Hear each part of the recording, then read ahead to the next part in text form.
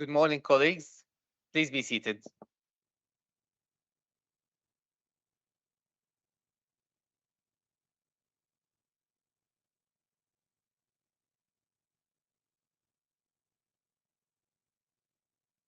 Are we live streaming at the moment?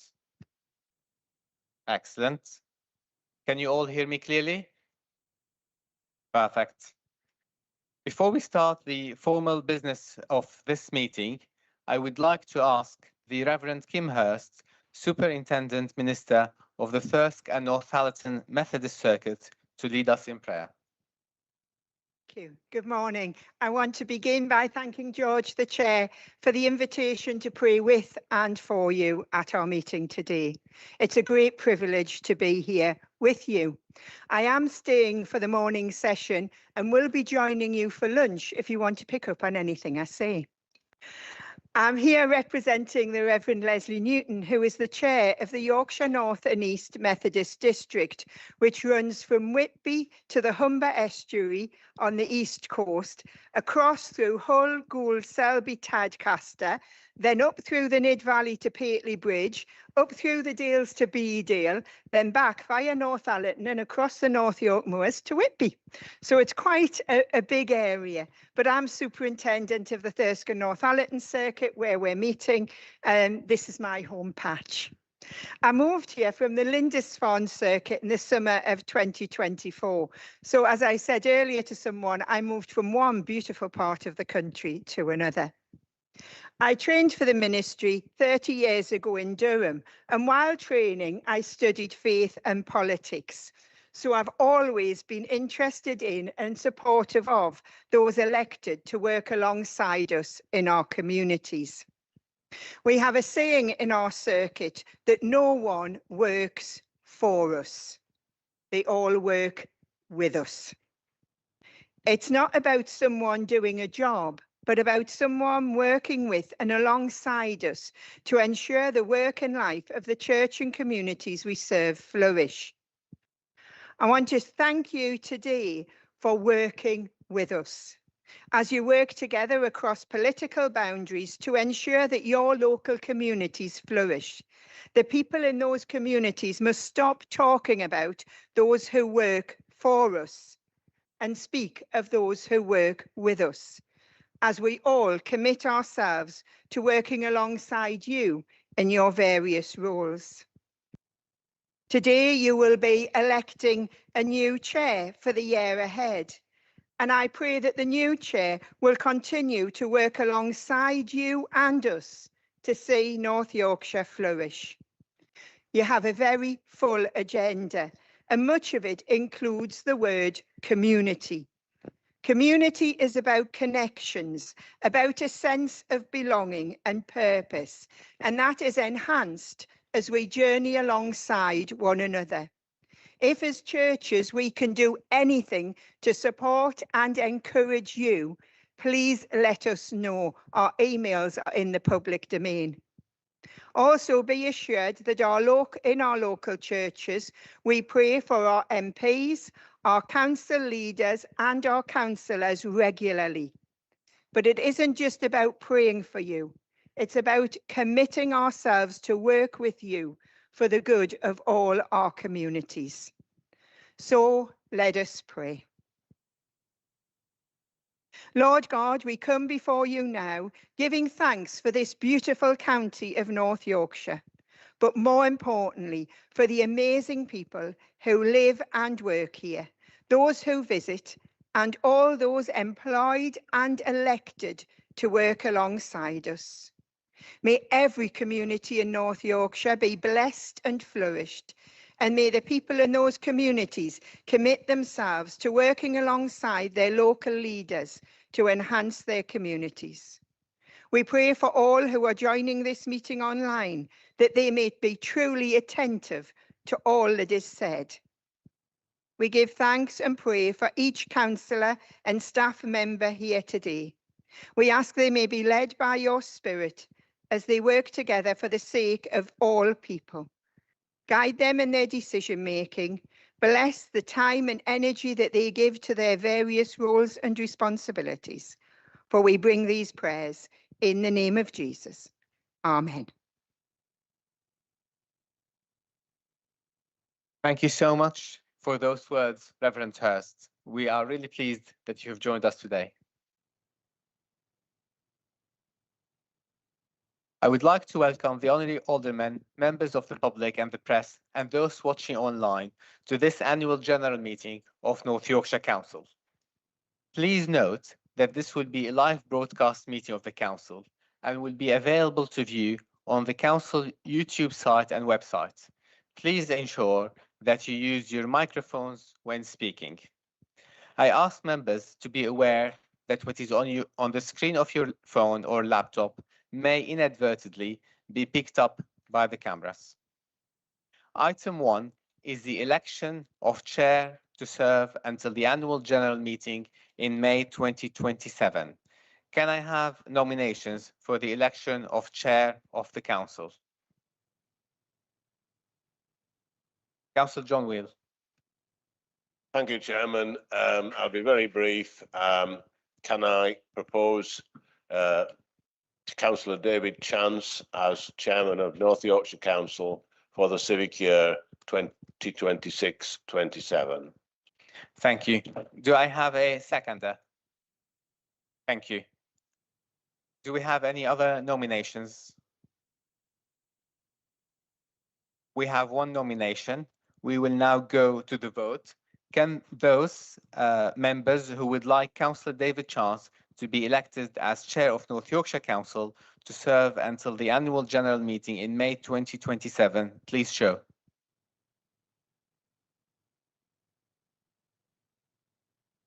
Do we have anyone against?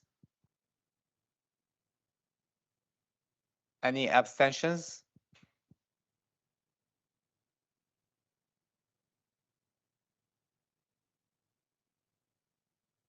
That's carried. Congratulations, David. We're now going to change seating, so bear with us for a moment.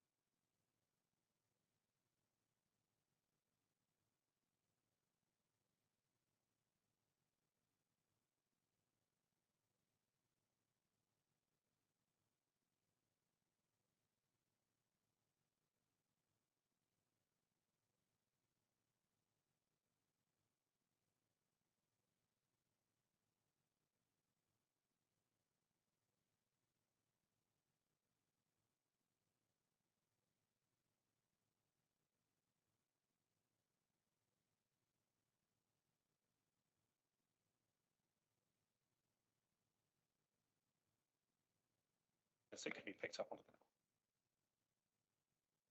on. I, David Arthur Chance, having been elected to the office of Chair of North Yorkshire Council, declare that I will take that office upon myself and will duly and faithfully fulfil the duties of it according to the best of my judgment and ability. I undertake to observe the code as to the conduct which is expected of members of North Yorkshire Council. I'll just ask you to sign it.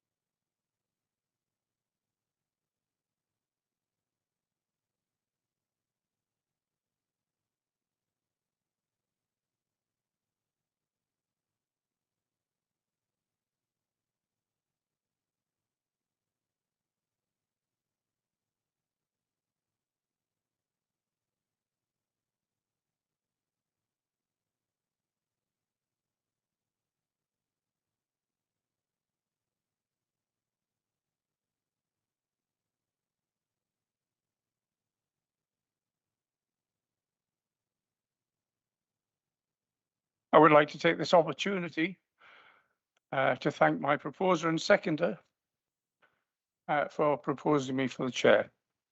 And you, the members of council, for the honour you do me in this last year of my term on the authority. My charity for the year will be the Army Benevolent Fund. I have a hard act to follow, Councillor George Jabbour, and it's been an honour to be his vice chairman. George has boundless energy, seems to have been everywhere, sometimes several places on the same day, and he's been an exceptional chairman to this council.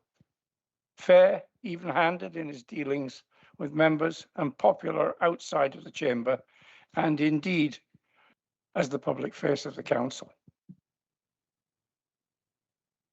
I would now like to move a formal vote of thanks to Councillor George Jabbour for this, that this council places on record its appreciation of the exceptional service rendered to it by Councillor Jabbour as Vice Chair of the Council from May 2024 to May 2025, and as Chair of the Council from May 2025 to 2026. Do I have a seconder?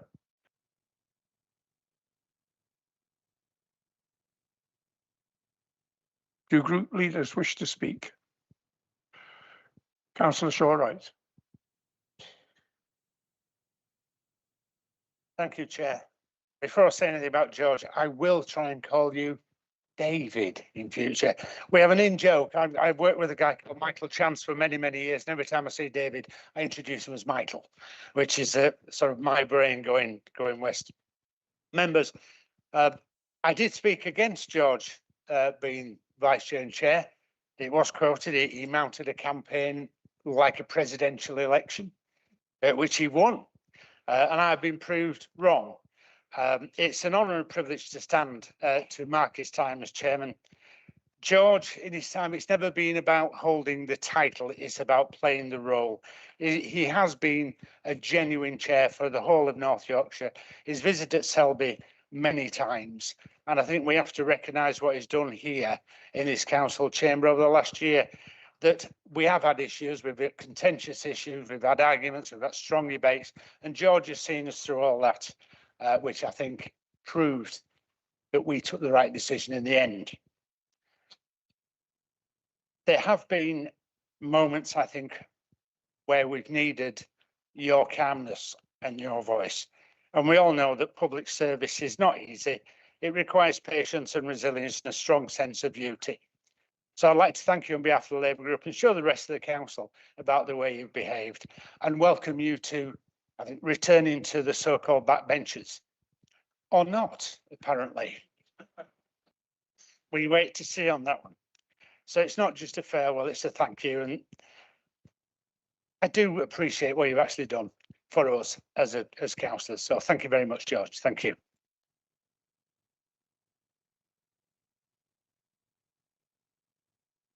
Councillor Parsons. So I shall start with an apology, as I was the only member to vote against George as being elected for chair. Absolutely convinced that he wouldn't do it, he wouldn't be very good, and he's totally and utterly proven me wrong. So well done and thank you. I suppose everybody's now panicking that you're going to start coming back to all the meetings as you did before you became chair. So get ready in your area committees. We will have a former chairman sitting there and chipping in, but you've done a very good job, and especially in relation to the Coast to Coast passport, I have to say thank you. That is something that started in Richmond and is continuing in Richmond thanks to your initial idea, and I've just applied for more money for next year. So thank you very much. And you have been a very good chairman, which, you know, it pains me to say, but you've got us through some really quite tricky moments in this chamber very well, and almost as if you've been around for 100 years. So congratulations and thank you. Councillor Foster. Thank you, Chair. I will admit I didn't vote at all, actually. I bottled it when it came to the vote. But I've got to say, I'd like to thanks for the group I lead. Globetrotting George right across the county, all over the place. We come to where I am a few times, and the feedback I get from residents was they absolutely loved you. They really just they were really honest with them, really good conversations. And I just think it's, I echo what everybody else has said, but there's one special thing that will live in my memory for a long time. And it's the day you had a bit of a tete-a-tete with one of our executive members that wanted to speak, and you said, no, Councillor Crane, you've said your bit, and you went on. It was very, very memorable. Then that set the seal and thought, well, he's going to be very independent. So I'd just like to offer my thoughts, and a really good thing to remember that you actually stopped one of your own parties from speaking when they definitely wanted to speak. But thanks again, George, and you've really represented the county in a positive way in a difficult times for everybody in the world, and you've done a real great job. But thank you. Councillor Lacey. Quite nice when everybody has nice things to say. We also had concerns as a group this time last year that I suppose due process and protocol, whatever, had been followed. But you have been an excellent chair. You followed the spiritual guidance this morning in terms of working with, and I think that's to be noted. There have been occasions when you've tried to help to progress things in positive ways. So thank you very much. My final comment, and I wonder whether you'll ever write this book, but popping up everywhere.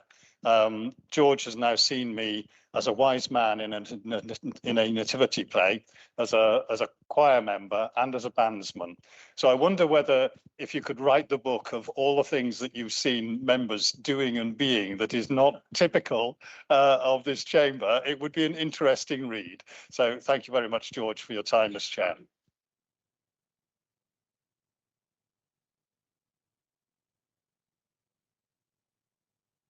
Councillor Sam Cross. Independent. Congratulations, David, on your appointment. I'm sure you'll do an excellent job. I've known you since you've been a Scarborough councillor, and I'm sure you'll do an excellent job in your new role. But I want to really talk about George. I think probably people have doubts about George, how he would get on, and I just want to say what an excellent job he has done. He's visited Filey probably in the worst day of the year. It was the Kite Festival. The wind was blowing. It was absolutely bucketing it down. He went round all the stalls, and we were like two drowned rats. You know what I mean? But he still stood there in his suit and smiled and took pictures and talked to everybody. So he did an excellent job. And I think one of the best things, he'd actually travelled there on the bus, and then he caught the train from Seymour to Filey. And the fact that he used the bus, what I thought, and the train were absolutely excellent. I did take him to his bus at Seymour. I did drive in there, so he did an excellent job. And the second time I saw him, he was completing his walk, which he were raising money for, and he was right there on his own, smiling as ever. You know what I mean? Walking down the street. I said, "What are you doing here, George?" He said, "I'm just finishing my walk, Sam." And it's just one of them moments, you know. I couldn't have timed it better. But really, George, you've done well, and you've done a cracking job. Well done. Thank you.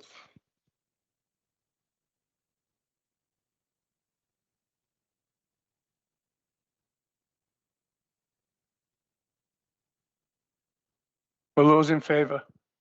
Oh, sorry. Thank you, Chairman, and congratulations on your elevation. It was interesting to hear Councillor Parsons admit, and Steve, that there was some scepticism, I think it's fair to say, when George first took the chair. I'm hoping that Stuart carries on this afternoon and admits he was wrong over Second Homes council tax premium as well, being the only member to vote against it, but that's probably a step too far today. So the scepticism did exist, but I think it's fair to say that we've heard today that many people, it was misplaced, that scepticism. I remember being rang by Councillor Williams actually early on in George's tenure as chairman to say he'd gone to an event at Ripon and they actually held the room. And it's very rare that people can do that. They have that presence, the work, what they call in the business, I think, work the room and made their presence known and was a superb advocate for this authority. So thank you for that, George, on behalf of Ripon, but the wider county. We've heard evidence of that being done throughout your 12 years, 12 months, I should say. God help us. Secondly, I think we should all remember that George has been different.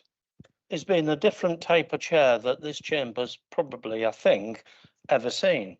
I had to ask from which country he originated this morning before the meeting. I thought it was Syria, and he did tell me it was actually Syria. In 2004, he landed upon the shores of Britain. And for him then to be elevated and perform as he has done these last 12 months is a credit to him. It's also a credit to us because, if I can put it in a sentence or two, I think his appointment, we've embraced the diversity of the changing population of this great county, and he's also embraced the traditions of this great county, and that's no easy feat to achieve, and for that we should be very grateful indeed. Thank you, George.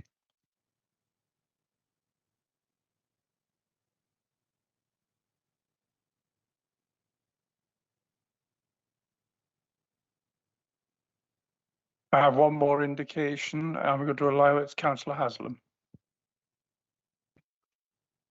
Thank you, Chair. Congratulations on your appointment.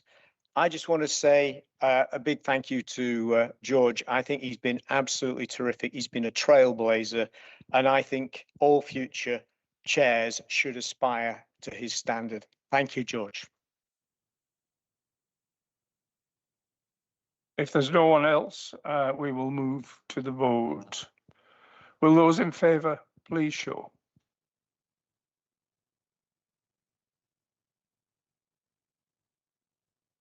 Thank you. Any against? Any abstentions?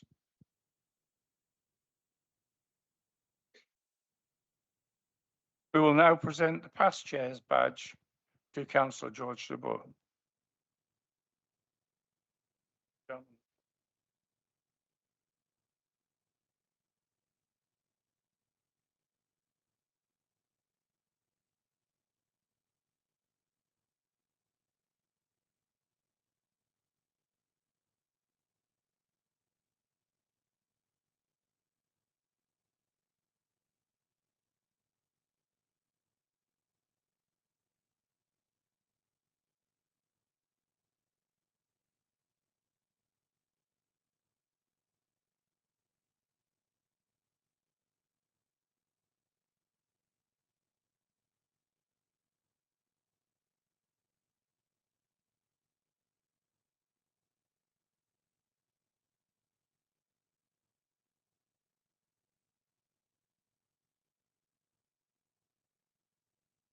George, you might like to say a few words at this point.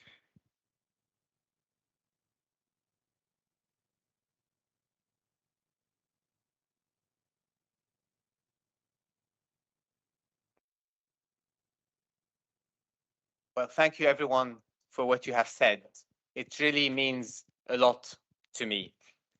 A year ago, when I was elected as chair of North Yorkshire Council, I highlighted that our constitution makes it clear that one of the responsibilities of the chair is to ensure that business is carried out efficiently and with regards to the rights of councillors and the interests of the community.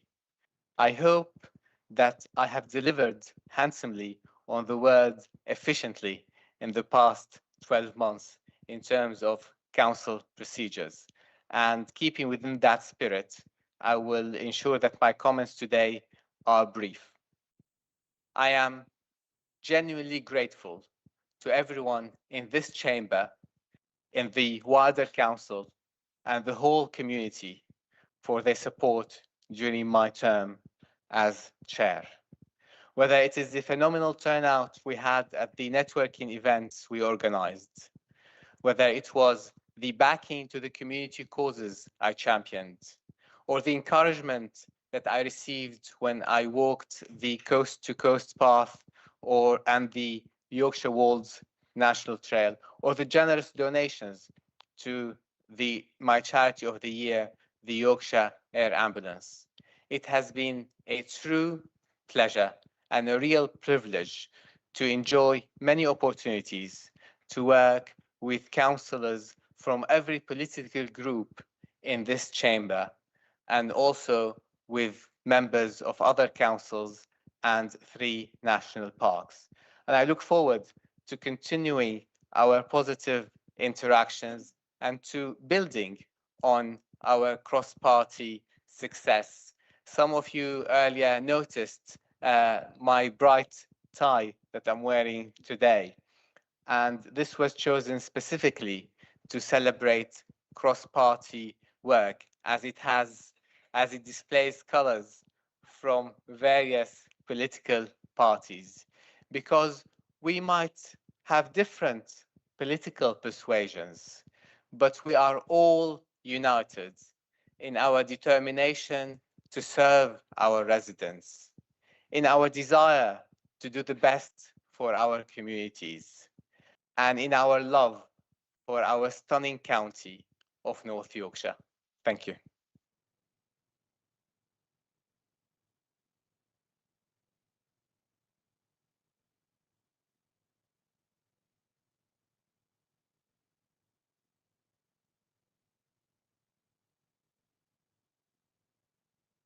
We move to item 2 on.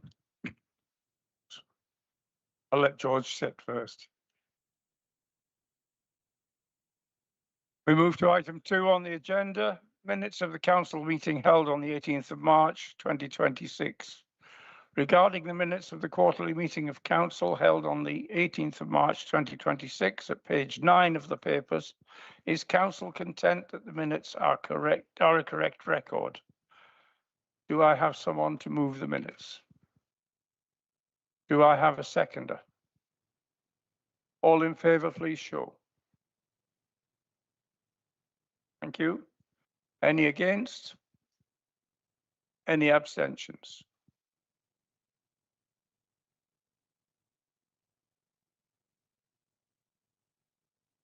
Thank you. That's minutes approved. Item 3, apologies for absence.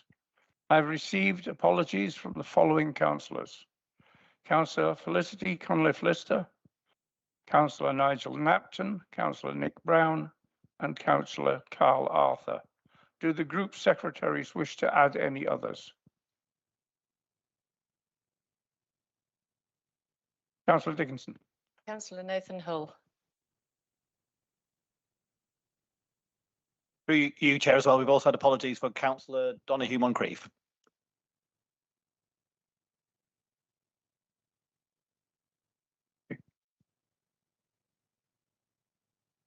We move to item 4 on the agenda, to elect a vice chair of the council to serve until the annual meeting in May 2027.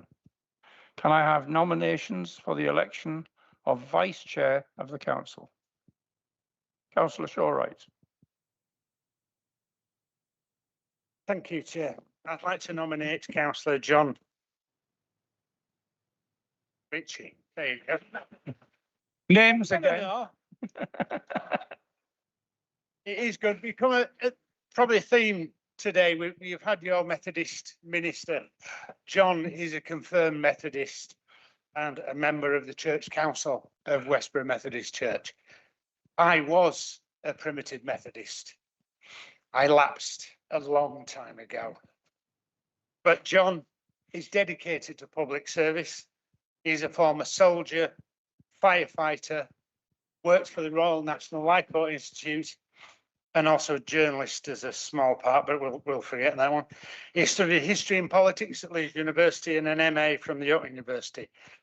He's been on North Yorkshire. He was elected to North Yorkshire County Council in 1997 and served on the then Education Committee in the Moors National Park. He was re-elected in 2001 as Chair of Business and Communications. 2003, he was elected to Scarborough Borough Council. He stood down to become a journalist. The least said about that, the better. John came back to us in 2011 and was back on Scarborough Borough Council, then North Yorkshire in 2013. He's a school governor 3 times over. He supports the Mighty Whites, so you can't go wrong with that. He also supports Scarborough Athletic, but we can't have that either. He's a keen attender of the theatre, as I can attest to Stephen Joseph, where we do like to share the occasional glass of wine. The last thing John said to me at 4:30 one morning in an email, he was up to send it, I was up to receive it. Don't forget to mention I lead the largest scout group on the east coast of Yorkshire. John, Scarboroughian, Yorkshireman, good bloke. He will make an ideal vice chair for this council. Thank you. Do I have a seconder? Councillor Colin. Thank you. I promised I wouldn't say very much, but I would just like to pay testament to John's even temper, his ability to include everyone in the room, and you'd all be pleased to know that he reins the worst of me in. And I'd like to pay tribute to John and think that he would be an excellent vice chair for this council. Thank you.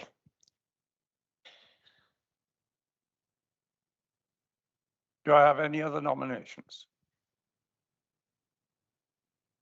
The vote for Councillor John Ritchie as Vice Chair of the Council to serve until the annual general meeting in May 2027 will now be taken. All those in favour? Thank you. Any against? Any abstentions?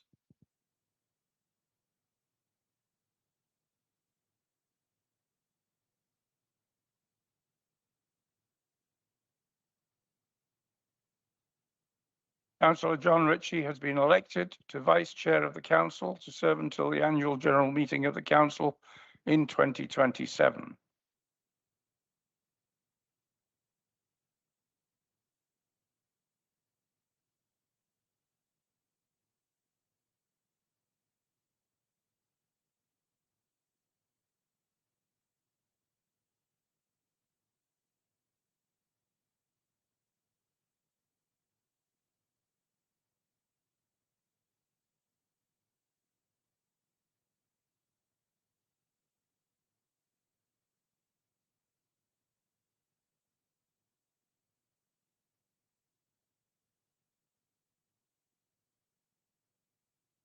Thanks, Karen. I, John Ritchie, have been elected to the office of Vice Chair of North Yorkshire Council, declare that I take this office upon myself and will duly and faithfully fulfil the duties of it according to the best of my judgment and ability. I undertake to observe the code as the conduct which is expected of members of North Yorkshire Council.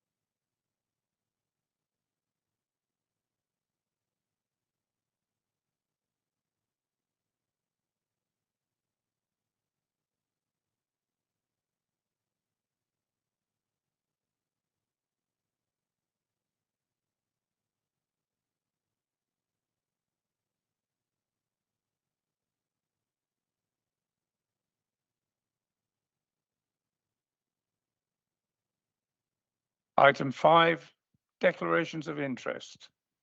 Can I ask whether members wish to formally make any declarations of interest relating to any of the items on the agenda? Councillor Dad. Yeah, my standard interest, because I know I've got a question on it relating to second terms, which I've received a dispensation from the Standards Committee. And secondly, given the agenda item on the mayoral combined authority, just to formally declare that I am a member of that authority. Leader. Chairman, can I make a similar declaration? I am a member of the combined authority.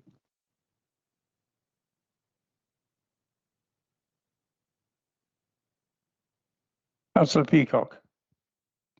Yes, I just want on agenda item 9 on the fact I'm on the Upperdales Community Partnership Board, which of course has community transport in their remit, but I will be staying in the meeting.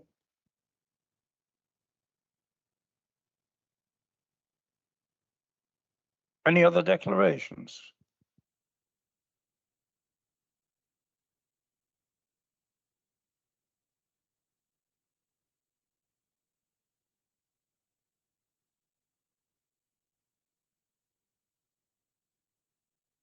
Members will recall that the time limit for speaking on statements by the leader, executive members or chairs of the scrutiny board or any other overview and scrutiny committee is 2 minutes.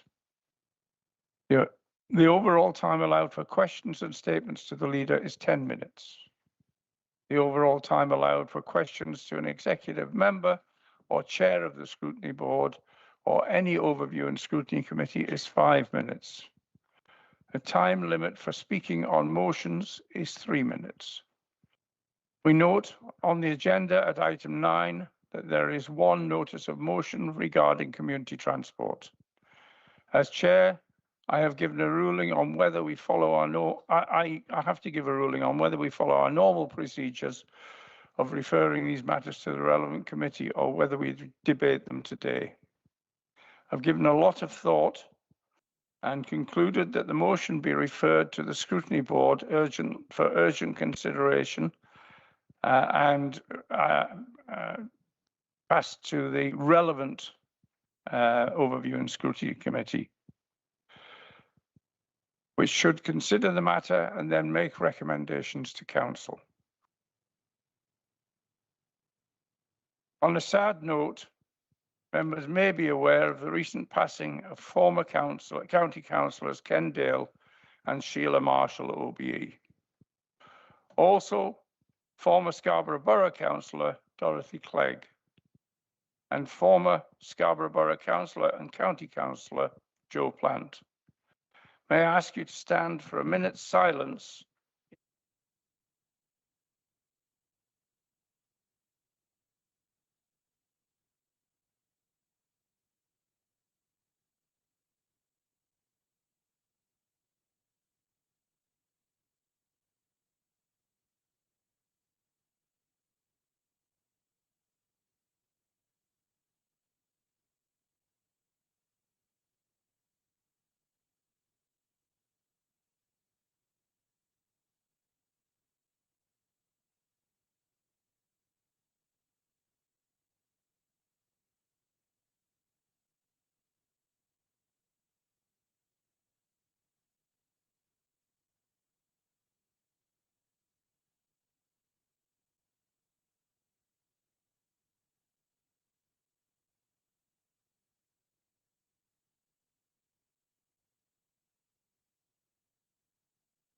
Thank you, members.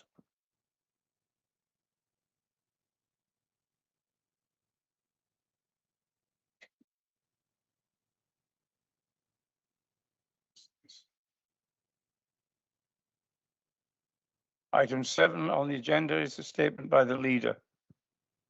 The next item of business, statement by the leader, is on page 17 of your papers. Members of the council may ask the leader questions or make statements on any matters, whether or not raised in the leader's statement. I now call on the leader to make his statement. Thank you very much, Chairman, and good morning, members. First of all, Chairman, can I congratulate you and the Vice Chairman on taking up office and wish you both a very good year this year. I've only got one item to add to my leader statement this morning. It concerns the returning motion that we're due to discuss later on this morning. And I can understand the reluctance of scrutiny to add this to their already busy workload, and also the view that Constitutional Working Party have that there aren't really any constitutional issues to be addressed immediately. Before Councillor Lacey proposed his motion, I had intended to start such discussions initially with area chairs and vice chairs, and then the wider council, working with relevant officers and Councillor Phillips as corporate portfolio holder. If it helps, when it gets to that point, I'm happy to repeat that offer, and Councillor Lacey may then feel that his motion is unnecessary this morning. Chairman, I'm aware I have a number of questions which I'm happy to take. Thank you, Leader. Yes, you have a number of pre-submitted questions, so I'll take these before any from the floor. Councillor Andy Brown. I know that we're already 1 minute, 30 seconds down in time. What proportion of the North Yorkshire public are you expecting to fail to register online to use the waste disposal services? And what plans do we have in place to deal with any increase in fly tipping? I'm concerned that people from across the border might pack up their cars, go to the place they've always gone, get turned away, and then resort inappropriately to fly tipping in anger on the way home. And I feel we may end up losing more money in clearing up the mess than we save in the scheme.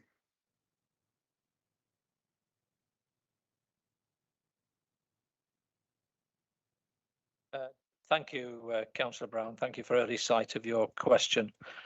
This might have been better put to the relevant portfolio holder, but I'll answer it as best I can. Your question also could have been a little clearer, but I presume you're referring to household waste recycling centres as part of the key part of waste disposal services, which is the part of your question. The proportion of take-up so far is 163,000, which I think is quite substantial. But this is as expected by the service. I have to say, it's a very easy to use registration way of doing it. I mean, I did it myself in a very short period of time. It did not create any difficulties. And it's been highly publicised. So I don't think anybody could say that they don't know that we're introducing this scheme. Nobody has been turned away yet. And actually, the staff have been very helpful in helping people to register there and then at the gate. I think many of the residents that I represent are very pleased that we're taking steps to minimise their council tax being used to pay for other authorities' waste disposal. It's not a new or unique approach. Many, if not most, of our neighbours do it already. I think I seem to have a higher regard, Andy, for the honesty and integrity of our residents than you do. I think fly tipping is much more likely to be carried out by people who don't even attempt to go to the tip. However, and whoever does it, we are determined to be more robust in prosecuting fly tippers. Councillor Steve Shaw-Wright. Thank you. Question as printed, Leader.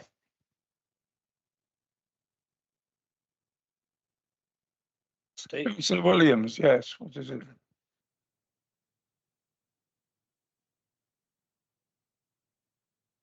Seek clarification as to what UFO means in the context of reform, as to whether it's actually unidentified flying objects that he's seeking clarification on, or unidentified funding origins. Thank you, Councillor Williams. Councillor Shaw-Wright. This wasn't a plant. If it had been a plant, it'd have been a triffid. It was a fair question. I must admit, it did take the officer by surprise who said to me, is this really a question? I mean, it's a serious question because if we've got councils in the region wanting to set up working groups for any reason whatsoever, this authority needs to know how it's going to respond with obvious questions of who's going to fund the structure, what we're actually discussing, is there any point in doing it? And as for UFO, because I'm that old, it was a really, really good European rock band.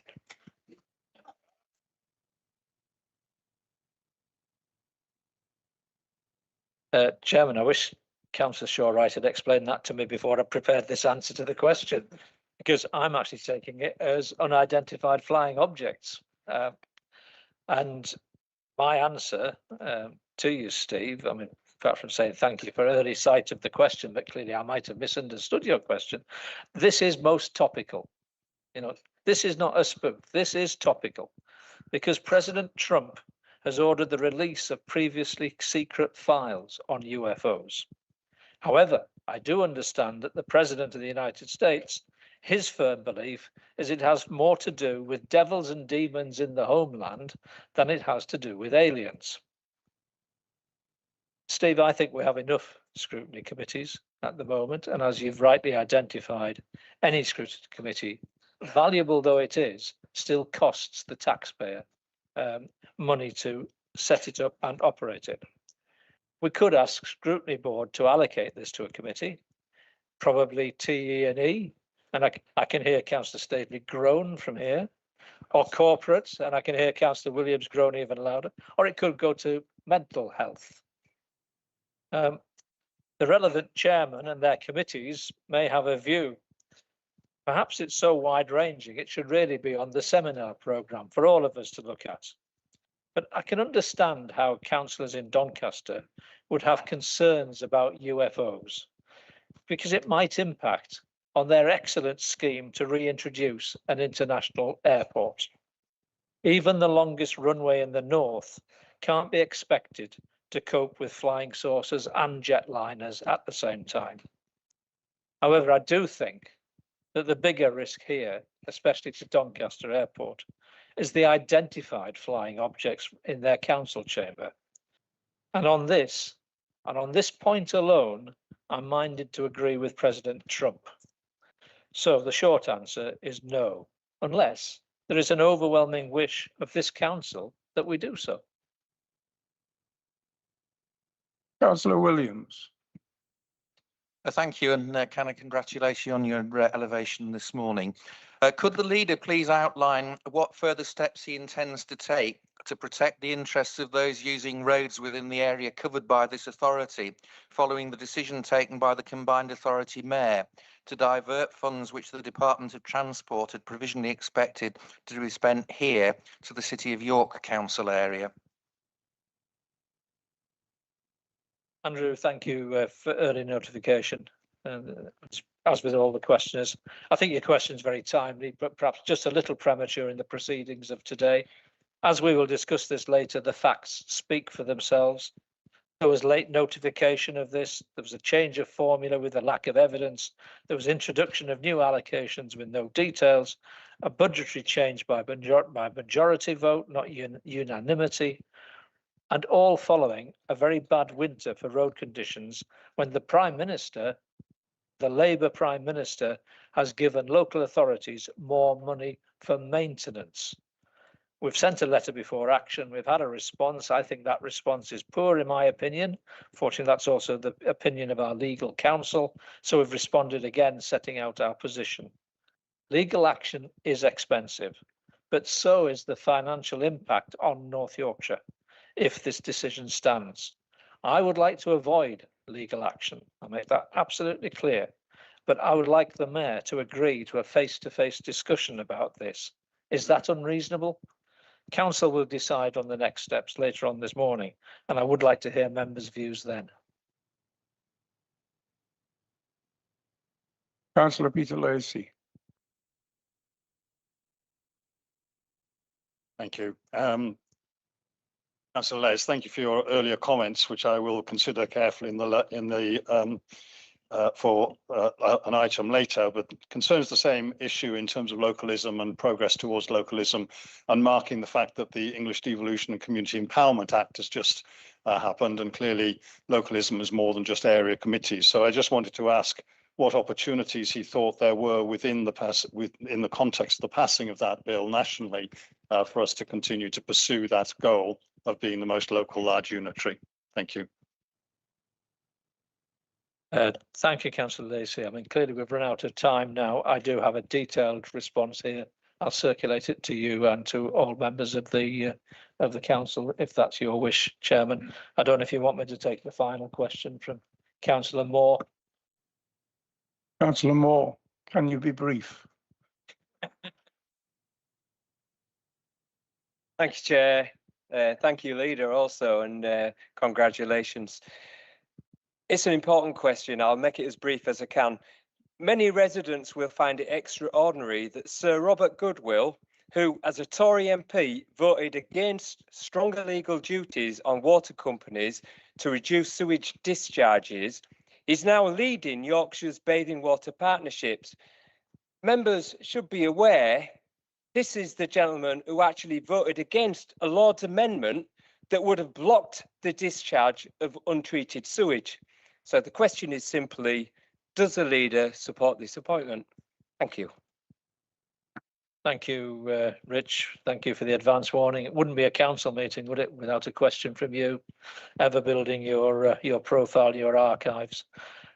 Yes, we're talking about Sir Robert Goodwill. I'll just remind members that he was a former government minister in the Environmental Department, chair of the Commons DEFRA Select Committee, and the long-serving MP for Scarborough, where the bathing water partnership will operate. I would refer Councillor Moore and all members to the excellent article in last Saturday's Yorkshire Post, where Sir Robert sets out not only his experience, but his recognition of the issues involved and his vision for the role. Based on his experience and that vision, I do support his appointment and look forward to working with him for the benefit of the coast, and I'd expect Councillor Moore will want to do the same. Thank you, Leader. And we'll now move on to item 8, public questions and statements. There are no public questions or statements before the council today. Item 9, notices of motion supporting and strengthening community transport. Members will be aware that from my earlier comments under the Chair's announcements, I have determined that the notice of motion be referred to Scrutiny Board to determine the most appropriate overview and scrutiny committee to consider the matter and bring back a recommendation to council. When motions are referred to a committee or scrutiny board, they will be moved and seconded without comment.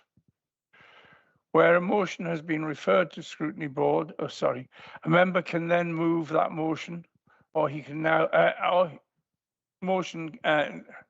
start again. A member can move that motion and it can be put now. And one member can speak for 5 minutes for that motion. It is seconded without comment, and then one member can speak for 5 minutes against the motion. Councillor Hannah Costello, as the proposer of the notice of motion, do you wish to move a motion that it be put now and debated? Yes, I do.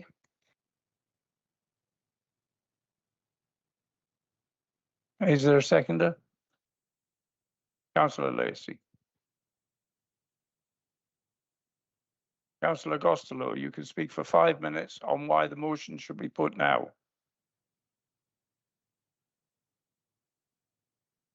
Thank you, Chair, and congratulations. I think we can all agree the importance of community transport and that it is often the difference between isolation and independence. Before COVID, North Yorkshire Council, together with local community transport partners, had built up a progress and momentum that would have strengthened the sector for the good of our local communities. COVID changed everything, and it has taken some time for the sector to recover and regain the ambition and enthusiasm to move forward. However, we understand from senior officers and the sector that they are now ready, and as witnessed at a recent community transport summit. I believe this motion catches the moment, and if debated and even accepted today, would signal cross-party support to redeem lost time and support. We could provide vital support to a range of people, bringing to greater local resilience to communities that are being impacted by a range of factors that threaten community cohesion and opportunity. Thank you.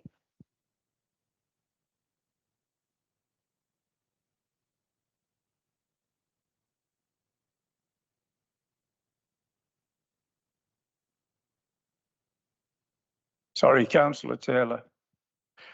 Thank you, Mr. Chairman. Congratulations on your appointment. I just want to lay out a few pieces of information for the benefit of the Chamber. We do work to support and enable community transport, and I'll set out how this works.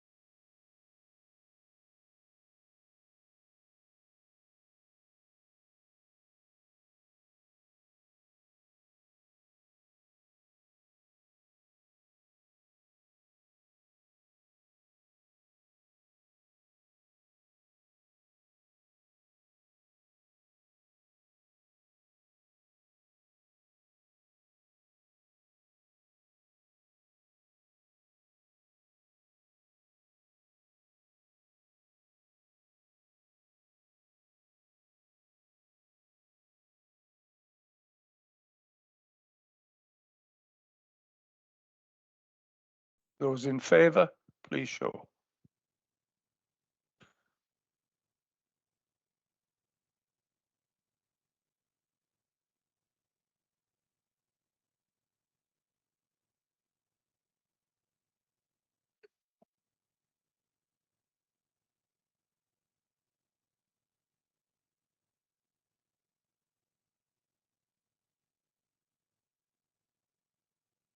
All those against, please show.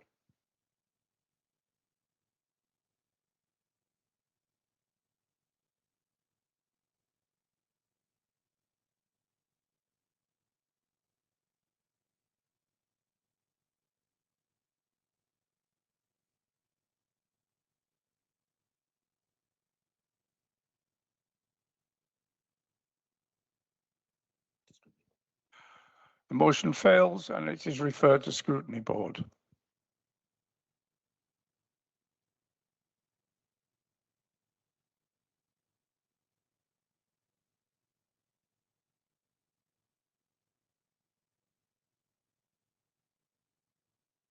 So the results of that vote was 28 for and 56 against.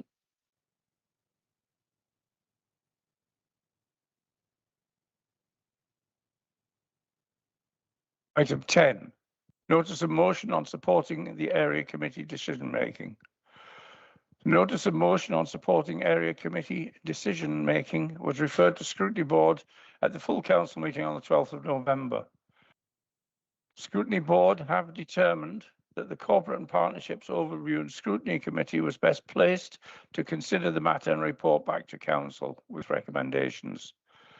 That committee met on the 16th of March 2026 and their report and recommendations are included in the papers today. Members will be aware that the Constitution, Council Procedure Rule 11I states that the executive or a committee reports back on a motion with its recommendations. One member may speak for 3 minutes to introduce the findings and recommendations, and the mover or seconder of the original motion may speak for 3 minutes to either oppose or agree the recommendation. There will be no moving of amendments in relation to questions upon or any other discussion of or questions on the motion prior to the vote being taken. I will now call on Councillor Andrew Williams to move the recommendation to the Corporate Partnership Overview and Scrutiny Committee at page 19 on the main agenda. Thank you, Chair. Can I just, before I speak, clarify whether in actual fact the mover is prepared to withdraw the motion, because I don't need to speak if he is. Councillor Lacey.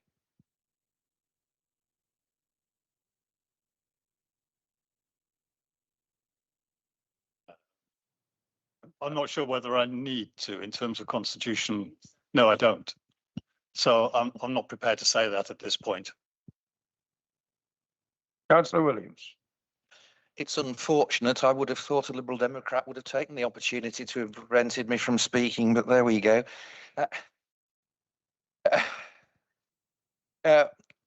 Unfortunately, this was referred to the Corporate Partnership Scrutiny Committee, largely because it was the least worst option in terms of the other scrutiny committees that were available. But in actual fact, the subject matter really wasn't for that committee's discussion because it really didn't fall within our remit, and it was unfortunate in a way that the motion had been referred to Scrutiny Board in the first place. So therefore, all I can do today is report the unanimous view that was formed at the committee, cross-party, which was that this ought to be referred to the Constitution Working Group to look at and report back on. Now, given the leaders' offer this morning, I actually think that the leaders' offer is actually more appropriate than the recommendation that you've got before you. But unfortunately, because the council's constitution is such, all I can do this morning, in the absence of the withdrawal of the motion, is to move the recommendation from the scrutiny committee, and that therefore that's what I'm obligated to do this morning and put before members to vote for. Do I have a seconder?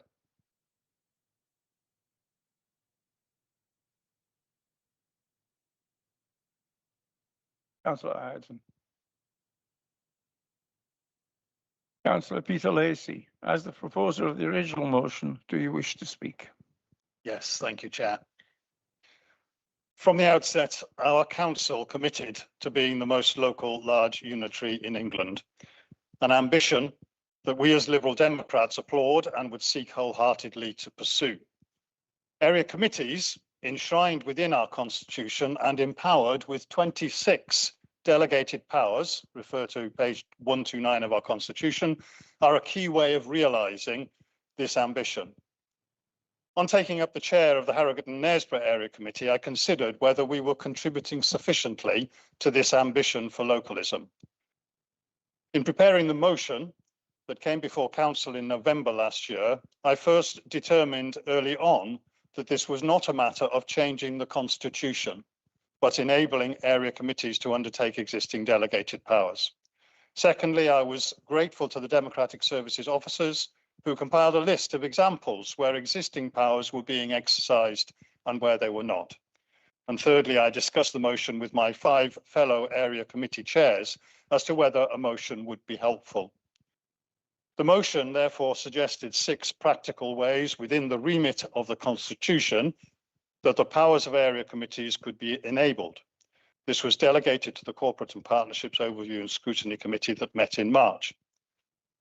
At that meeting, contrary to paragraph 3.3 on page 20 of our papers, the officer report was not considered by the committee, as the chair introduced the item by declaring his view, as expressed this morning, that matters should be referred to the Constitution Working Group. Unfortunately, no recording was taken, so lest we fall into the dangerous territory of group hallucination, I can simply say, in the spirit of Max Boyce, I was there. As a subsequent meeting of the Constitution Working Group, the prospect of this motion being referred to them was not met with enthusiasm. Indeed, that discussion indicated a high probability that were it to be referred to them, that it would simply bounce back as having no immediate constitutional implications. The recommendation from the chair of the Corporate and Partnerships Overview and Scrutiny Committee to refer this motion in that way is therefore, I believe, a gross waste of officer time and a strategy to undermine the effective delivery of local decision-making and influence by area committees. Therefore, in the light of the leaders' commitment this morning to establish a working group to address the opportunities identified by the motion and by the subsequent work of officers, I am willing to withdraw the motion. I trust that this will save the embarrassment and the consequent turmoil were this chamber to vote against the recommendation from Corporate and Partnership Overview and Scrutiny before us today, which I believe to be the only alternative outcome. And I thank the leader of the council for making the offer that makes that possible. Thank you, Councillor Lacey.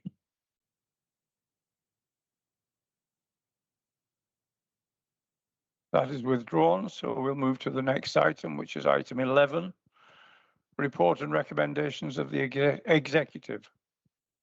I will now address the recommendations to council from the executive at page 23 of your papers.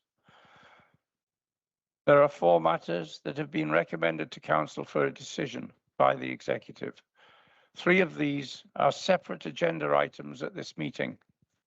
The council plan 2026 to 2030, amendments to the council constitution, and the library strategy midterm review. The 4th, which we will now consider at this part of the agenda, is the recommendation on page 25 of your papers regarding highway maintenance capital funding 2026-27 and 2029-30. And I call on Councillor Les to move the recommendations regarding the highway maintenance capital funding 2026 to 2027 and 2029 to 2030.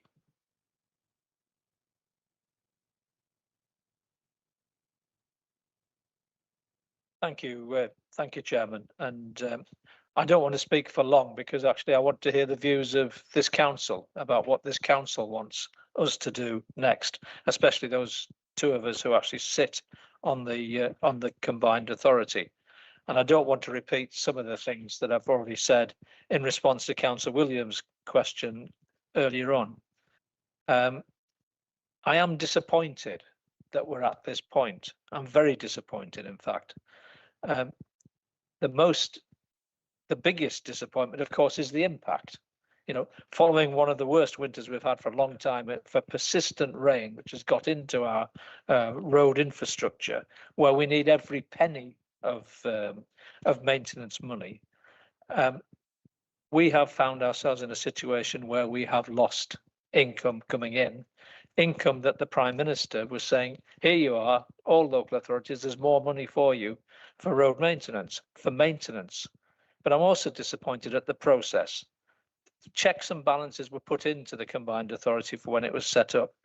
It largely functions on consensus. At this point, there was no consensus. We actually had a straightforward voting system where we lost out because we were not in the majority.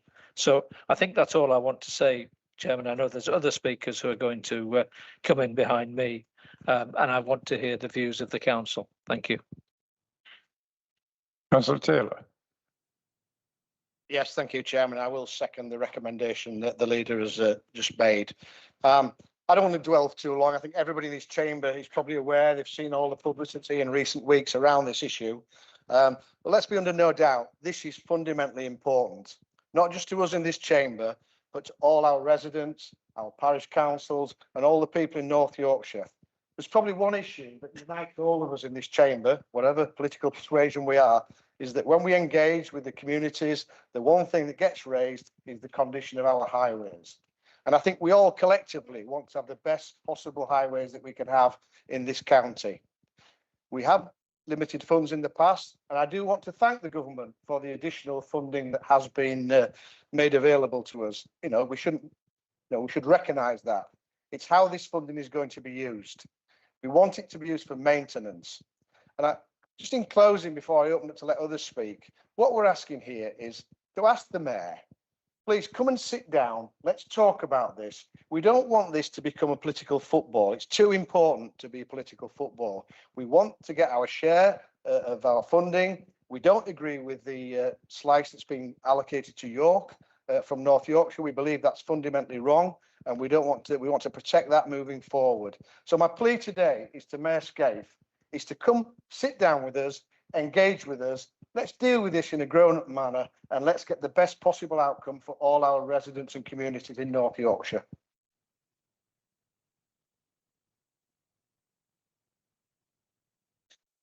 Councillor Richmore. Thank you, Chair. Look, I supported the pre-action letter because accountability and proper consultation matter, especially when rural and coastal communities stand to lose out. But let's be honest, how we got here.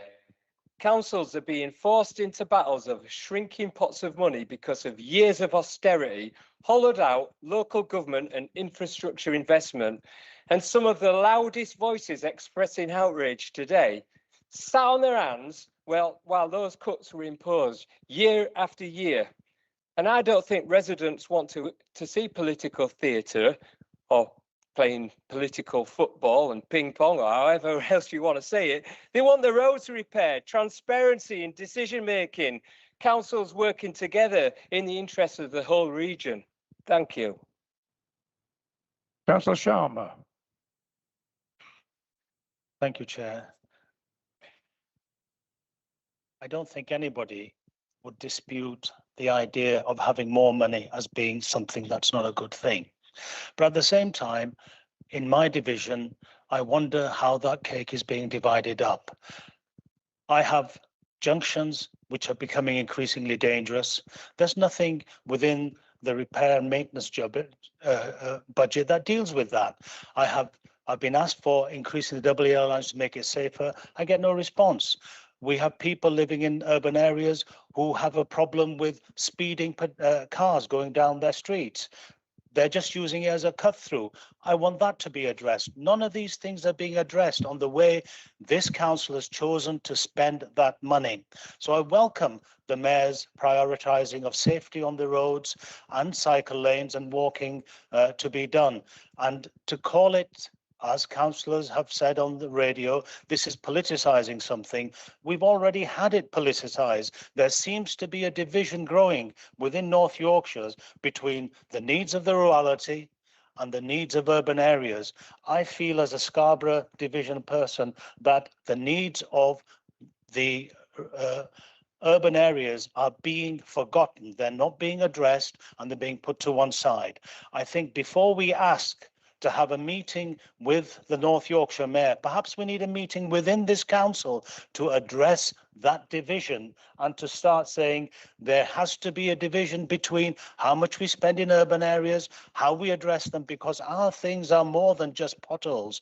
They're about safety, and safety is not a red herring. It is a real issue that everyone who lives in urban areas near schools, near heavy street usage has to address. And this council is not doing that. I would ask you for a meeting to address those issues, which I find in my division, and I hope you'll be welcome that approach. Thank you.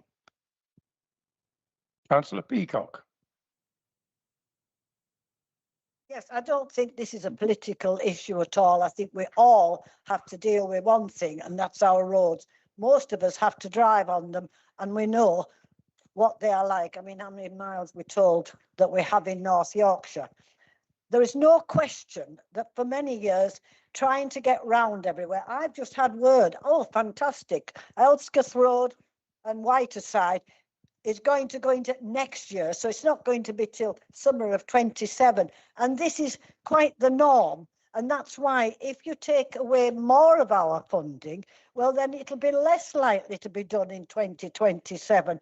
Unfortunately, we have a lot of roads. We have the bad drainage. We have the floods now that literally come. There's no question. All the rain we've been having these last winters have making a huge difference to our road, more so than maybe 5 years ago.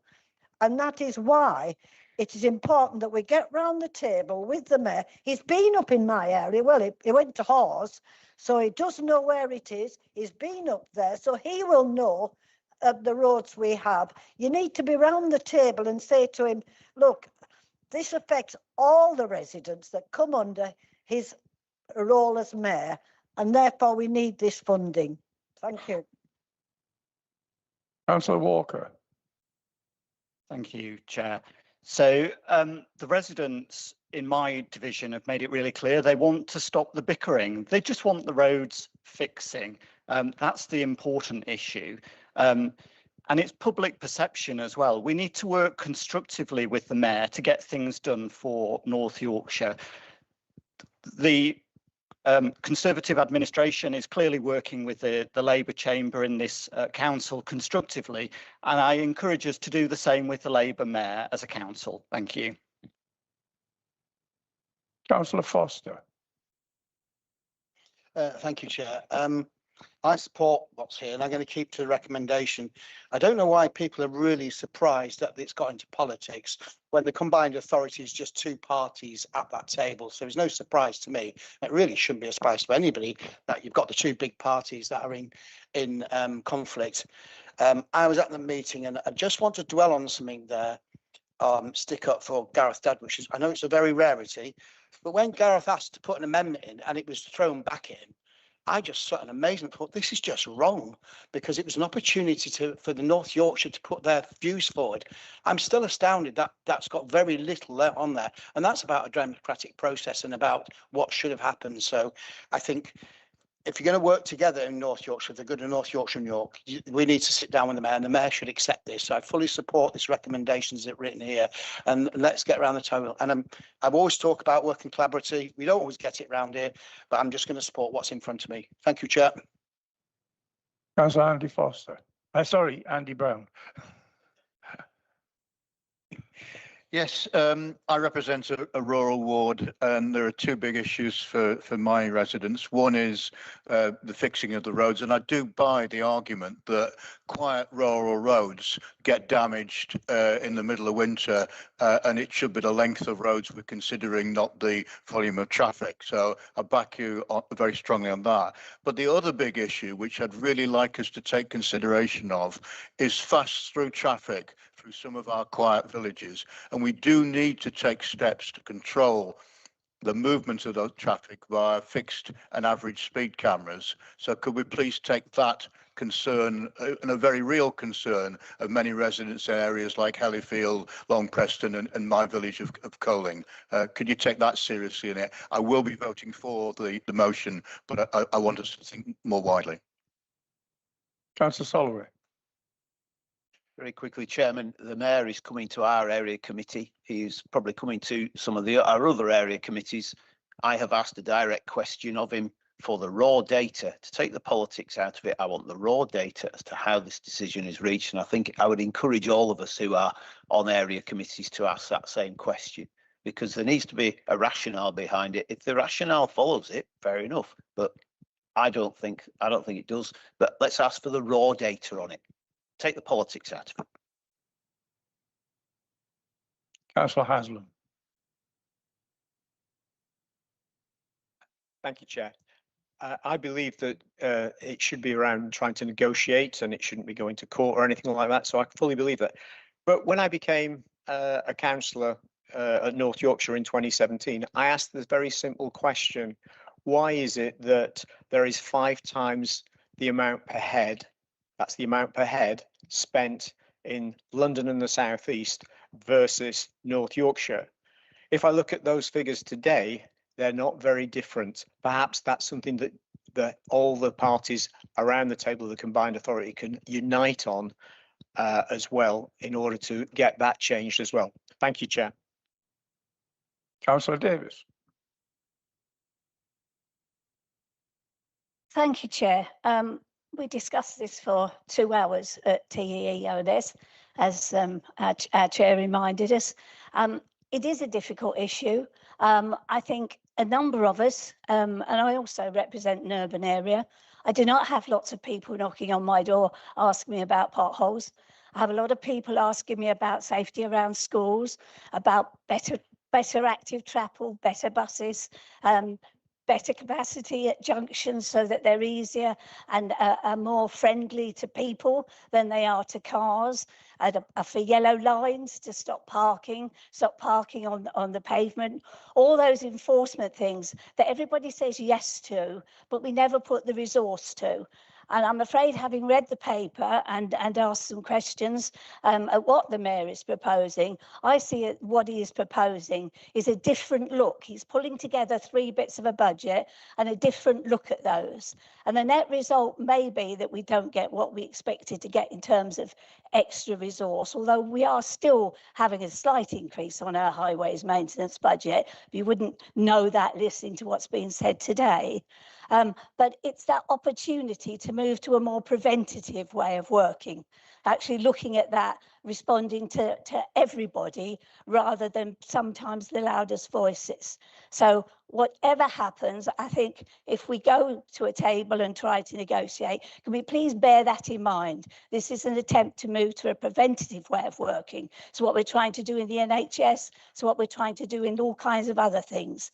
And it's important because if we're always at the back of the queue doing the prevention, it never changes. The reason our roads are in a bad state is largely down to climate change, but we actually don't get upset about that. We never take things far enough back in that critical path to actually address where the damage is happening, where it starts, because that's difficult and we don't want to do that. We always deal with the immediate issue. And I think this is an attempt to actually broaden that back and start to look at the way that we should be looking at things, whilst also maintaining our highways. But if we don't do it, it'll never change. It'll just get worse. We'll be in Catskill everywhere. Money will just be being poured into holes in the road. And that's what we do because we always respond. Roads are king, car is king. We need to change that. Not a popular idea. I dare say I'll be pilloried for it, but I think it is important. And this is what I think the Mayor is trying to do. Don't agree with him on everything, but I think in this, he is actually trying to say, let's stop, regroup and actually look at this in a better way. Councillor Sam Cross. Thank you, Chair. I was at a town investment plan meeting and one of the biggest subjects were the roads and the bus service. And what's interesting, we're all in this final year, that's final 12 month. And what we should be doing is working together and working with the Mayor to improve it all for residents, because that's why we are all here today, to work for them residents. So let's have some joint working and let's get something done about the problems that we are having in North Yorkshire and get something done and work together. And let's have this less political squabbles. Councillor Slater. Thank you, Chair. I'm not sure why we're really surprised the decision that the Mayor has taken. I take Councillor Davies' point about moving towards active travel. I don't think that's what's in question. What's in question today is why the calculation made by the Department for Transport has not been applied in this case. Okay, but I'm not surprised. I'm not surprised because we didn't get a good deal when we came to creating the combined authority in the first place. York got a much better slice of the pie. So I think he's just carrying on the same way. I think that when we went into this and when we looked at whether we should have a mayor, whether we should have a combined authority, the assumption was that the ruling party here would also rule that mayoralty and rule that combined authority, and it just hasn't come to pass. And I'm sorry, but I'm not surprised. I absolutely support what you're doing, Carl, and I'll support putting the letter forward 100%, but I'm not surprised. I have one more speaker. Oh, I have two more speakers. Councillor Parsons. Always a dangerous thing to say, Mr. Chairman. I think, yeah, we have to support this, because if we're not careful, what we're going to get is the York City area with grade A roads and everything feeding into it from North Yorkshire with grade D or grade E roads.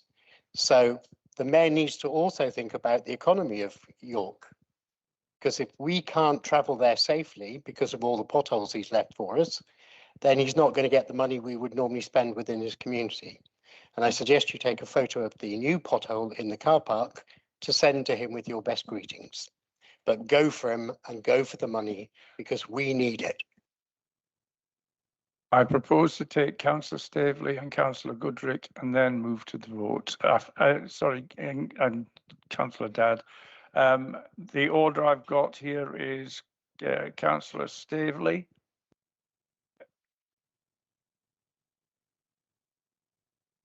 Thank you, Chair, and congratulations on your elevation. I think it's advisable that we've got members in here complaining about politicking in a room full of politicians.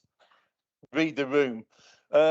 quite clearly there is an element of politics going on here. I think it's fair to say, ironically, I think it's more to do with the psychodrama within one party, because we've got central government, which to their credit have done a really good thing with the money that they've given us to try and address this issue.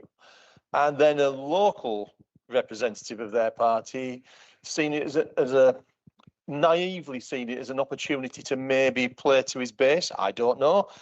Maybe he's just been badly advised. But this council has given him plenty of opportunities to look at this through the scrutiny request that was done. And now here, we are asking him to come to the table. Let us try and inform him on maybe the flaws in his plan. But the main thing is, he's got to make the move. We're trying. We've already tried that. Dressing it up as something to do with road safety, I'm not convinced by, but that's my view. I think until you get round the table and have that conversation with him, we're not going to be able to get to the bones of this and understand each other. And I really think it will be to his benefit, not just ours, to do so, because ultimately he's the mayor of York and North Yorkshire, not the mayor of York. So I will obviously be supporting this, and I would ask that people across the floor do, because I have to say that in our scrutiny meeting, as has been pointed out, we had a good long thrash at this, and there was a lot of consensus, I think, on various points across the floor that there was an issue here to be addressed. So a plea to the mayor to be the bigger man, come forward, speak to us, let's negotiate. Thank you. Councillor Goodrich. Yeah, thank you, Chairman. I think when we look at this motion, and I am going to support it, we need to recognise that the Mayor has hijacked our budgets, and it will impact every councillor in this room, because we're going to have a lot less money to deal with 6,500 miles of road, and York have 900. So let's be quite clear. The Mayor needs to come to the table. He needs to remember the 615,000 residents he represents in North Yorkshire, and not be so York-centric and represent York. Thank you, Councillor Goodrich. Councillor Les, do you wish to exercise your right of reply? Oh, sorry, Gareth. Forgot you again. I wasn't going to say too much. I've said a fair bit on it over the last few weeks, but I just want to come back on a theme that's developing, and it's about working together. It's about us being cooperative as members of that combined authority between York and North Yorkshire with an overarching mayor. I've got to say, up until this issue, we work very well together. We're not interested in the politics of it. And I found David, if I can call him that, Mr. Mayor, very approachable. Even Councillor Kilbane, Comrade Kilbane, was very approachable. And we discussed and pre-discussed issues that were coming forward and found a way through. I've got to report, and I said it at scrutiny, that this didn't happen on this issue. It was discovered by an officer of this authority, 1 or 2 lines in a great long presentation, perhaps 100, 200 paragraphs long, where it was slipped in that the formula might change and there might be some peeling off to do other things with. Alarm bells were raised. I raised it informally. We were just sort of brushed aside. I've got to be honest, we were, and Carl will verify that, brushed aside at our informal meetings.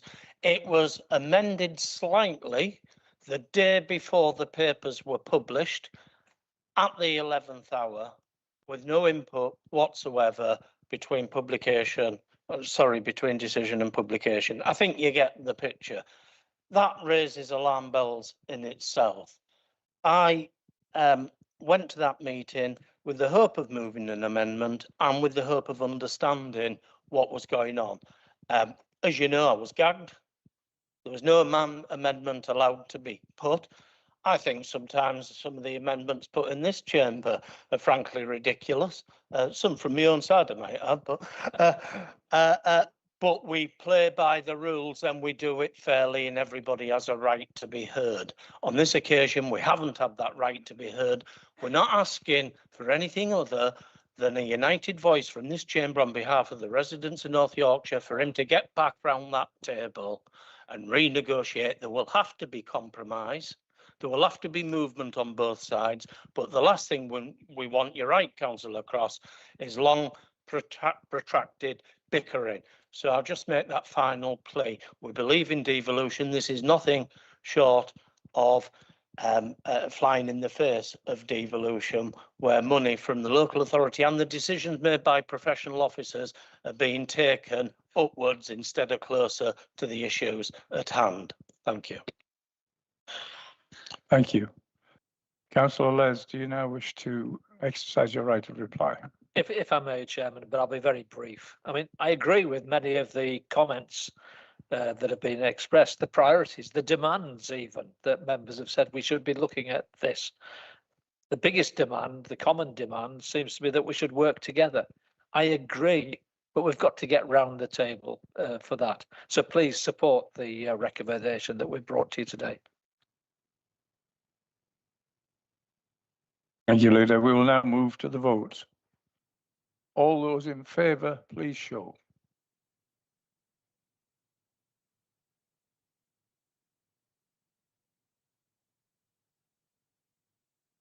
Thank you. Any against?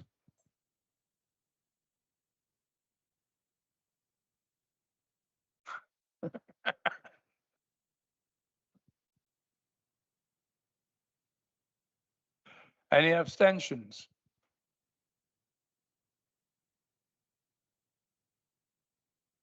That motion is carried.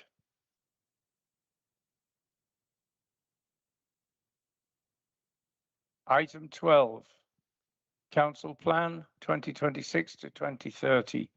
I call upon Councillor Heather Phillips to move the recommendations on the Council Plan for 2026 to 2030 at page 27 of your main agenda. Thank you, Chairman. Congratulations on your appointment and your assertion that you're going to support local democracy. So hopefully within my portfolio that will work. Right. I'm just saying hello, David. Okay. All right. Now, in the interest of brevity, as this has already been to executive, very few words. Our council plan is the way the corporate ambitions and aspirations are expressed.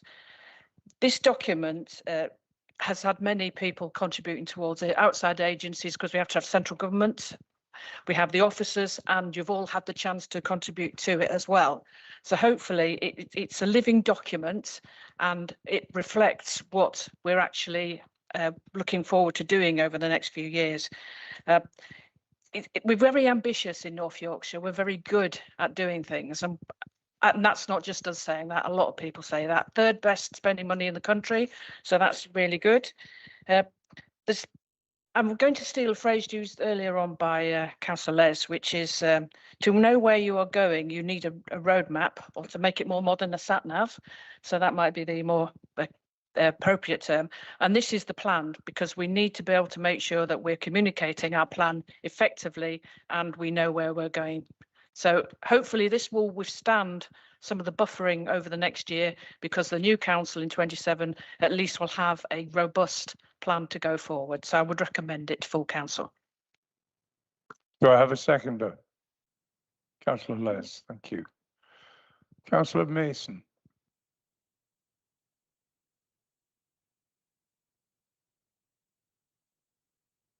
Thank you, Chair.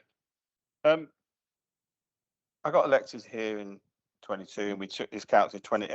We came to this council as a full council, North Yorkshire Council in 23. But I just feel we're at a bit of a crossroads here with this plan. You know, I think we're being met by a cold reality here with this plan. You know, the administration present this council plan as an evolution of our vision. Now, I'm going to say their vision. Actually, I don't think this is not my vision. A deeper dive reveals, and I compared the previous plan to this plan, and I've got a couple of examples that I think I need to sort of point out, but the ambition has not just waned, it's retreated. This plan is just a retreat back into, I don't know, I can't understand it. I mean, I was quite positive by the previous plan. This one seems to go backwards. You know, I know we're facing problems. I know we're facing a big deficit at the moment. You know, the Labour government is forcing rural services delivery grant is gone, the fair funding is going to hit us. But this plan is not a strategy for growth. This plan is literally just a manual for diverting and reducing demand. You know, nowhere is more evident than what they've said about climate change. You know, 4 years ago, or 3 years ago, after the declaration, the surprise declaration, I have to say, that came from Carl, what do we really have to show for it, apart from what we have now is rising emissions? You know, we literally have rising emissions last year. You know, critics rightly point out that we had 7 years of consultations and feasibility studies, and there seems to be a pattern going on. We seem to be talking a lot, but not actually doing a lot. Our officers endeavour to deliver so much, but there just seems to be so much critical leadership coming forward from people. You know, I can pick out other things as well, but on the climate change, we just seem to be downgrading from working towards net zero to merely holding a shared ambition with regional partners. We're moving from leading the charge to simply drafting an adaptation plan to prepare for the inevitable. Is it inevitable? I don't think it's inevitable. I know it's happening. It's certain it's happening, but it's not inevitable with what happens. We could be doing something about it. You know, this council plan just feels to me like we're exhausted as a council by the scale of its own challenges because of the size of what LGR's left us with. You know, we seem to be replacing local targets and national ones. We're working towards shared ambitions, you know, from a proactive maintenance to reactive survival. You know, I think we deserve something better. And interesting, but it seems to be having a bingo on UFO. You know, we have a phrase in the craft industry that, you know, this plan is a UFO. It's an unfinished object. Councillor Andy Brown. Yeah, after the comments on UFOs, I'm tempted to say I'm living proof of little green men. But if you look at page 18 of the council plan, it talks about us working in partnership with key partners supporting biodiversity, rivers and water bodies. Now, I'm all in favour of working in partnership, but we also need some very robust challenge on some of these problems in our rivers. The River Aire had 3,112 releases of sewage in 2025. There were 7,968 hours of release of sewage into Scarborough. Yorkshire Water was ordered to pay £2.35 million after dumping sewage into rivers that included the Yore and the Aire just as recently as April 2026. And I can't find anywhere in this plan where there's talk of robust challenge of those of our partners who let us down. And I believe we set a motion in this council chamber previously expressing our concern about the actions of Yorkshire Water. Could we please really strengthen our approach with that partner and get answers to what they're going to do to stop the spoliation of our rivers and the ruination of our coastline because of the underinvestment as they overpaid shareholders and boosted directors' salaries? Have I any other speakers? Councillor Griffiths. Thank you, Chair.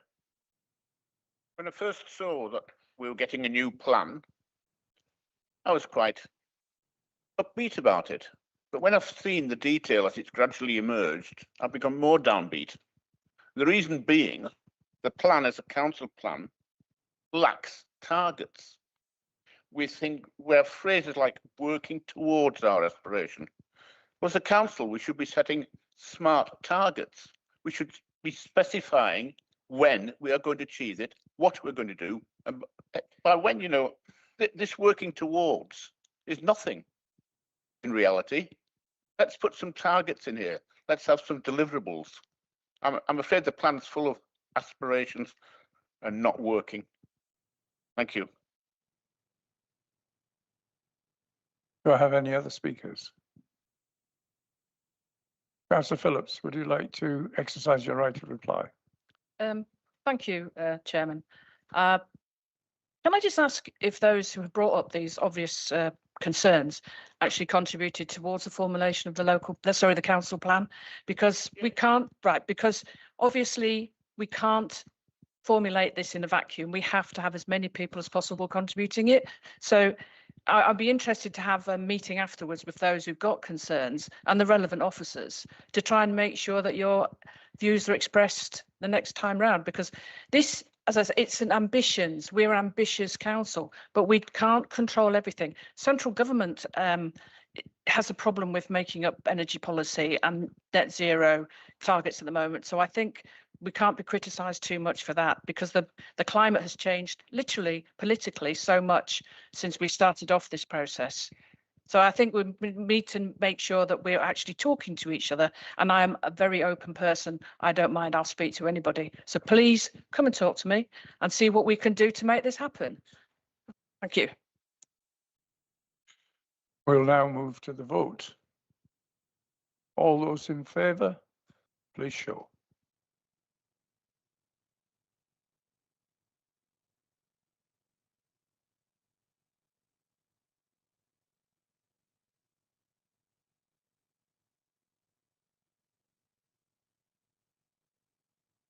Thank you. Those against?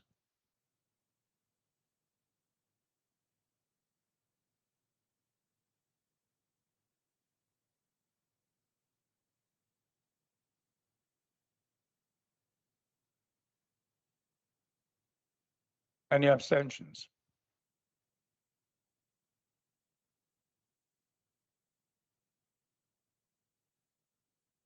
Councillor Pan is carried.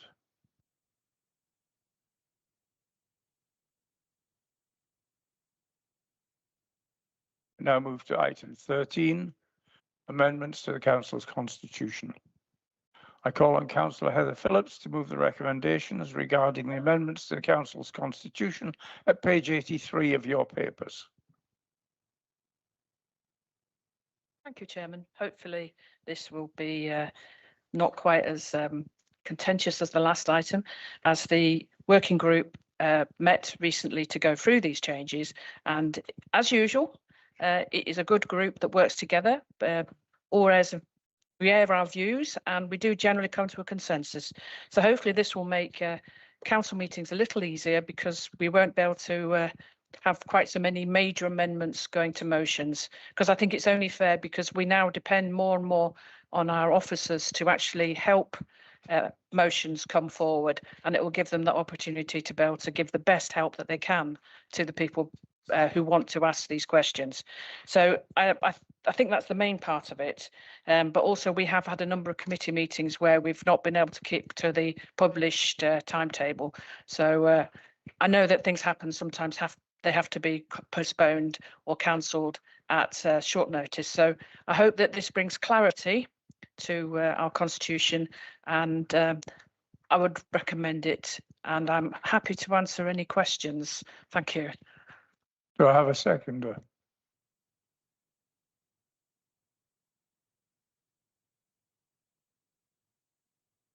Is there anyone else who wishes to speak on this item? Councillor Slater. Thank you, Chair. I wondered whether Councillor Dadd might have some comments, as I know there are proposed changes to bringing amendments to this council, and seeing as you've just discovered difficulties bringing amendments to the combined authority.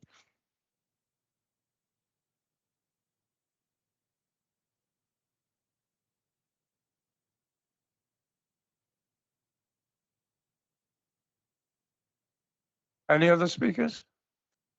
I take that was a rhetorical question. So. No. Would you like to exercise your right of reply, Councillor Phillips? Yes, can I just say that the governance of North Yorkshire Council is far more mature and balanced than that may be at the very new combined authority, which I'm sure will mature into that role over the next few years. Thank you. I propose that we take the recommendations en bloc, as opposed to working through them one by one. Unless any member has no objection to this, we will do so and move to the vote. All those in favour, please show.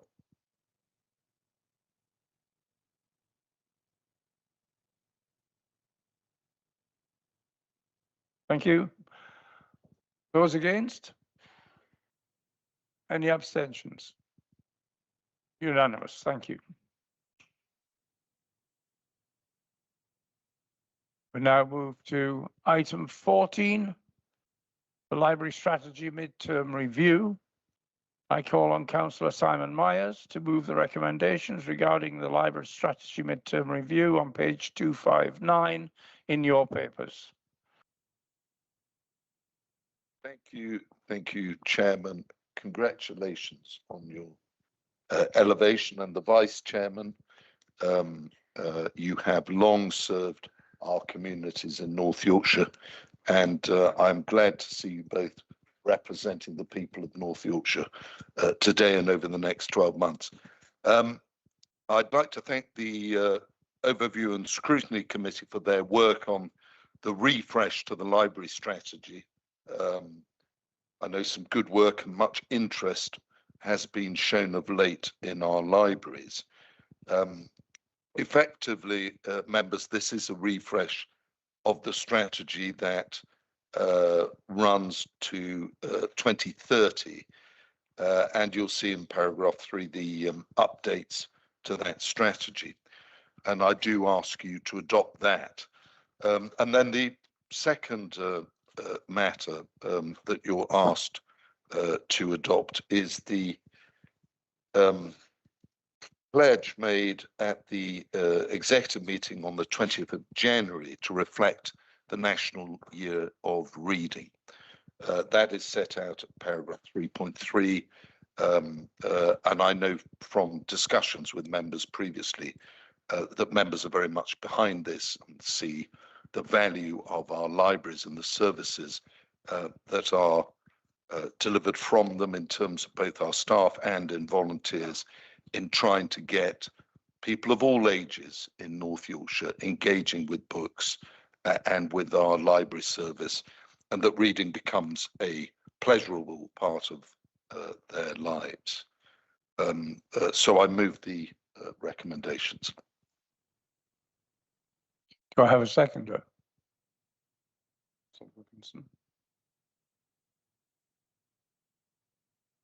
Councillor Peacock. Well, I'm really just wanting to declare an interest because I haven't clicked that the library is in our community office at Hawes, which is under the Upperdales Community Partnership. Councillor Timothy. Thank you, Chair, and welcome to your place. This report, as we'd expect, celebrates books, and I absolutely welcome that. There is a trend nationally for local authorities to move the focus of libraries onto other council services, and I'm very pleased to see that we're not, as of yet, going down that line. Libraries should predominantly be focused on promoting literacy, reading for pleasure, and reliable research, especially for those people who are not financially able to buy many books. So I absolutely welcome this strategy. However, I do have one concern. There is a comment in the report about new logos to reflect the new council. I would appreciate if the executive member, when he's summing up, could reassure me that we're not spending any money on unnecessarily changing branding like we did when we changed our library assistants' uniforms almost immediately after LGR. Thank you.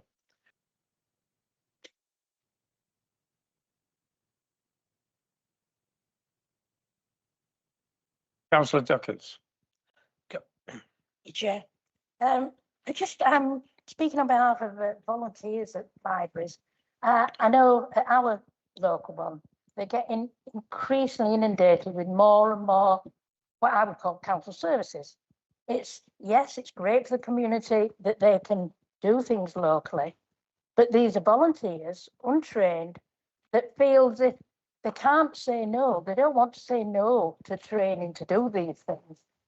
But the people, a lot of them are my age and older, and they just feel as if they're getting more and more plonked on their place. So can we have a little bit more backing and a little bit more thought for the volunteers and a little more support for them? Because without them, we wouldn't have a lot of our libraries. Thank you.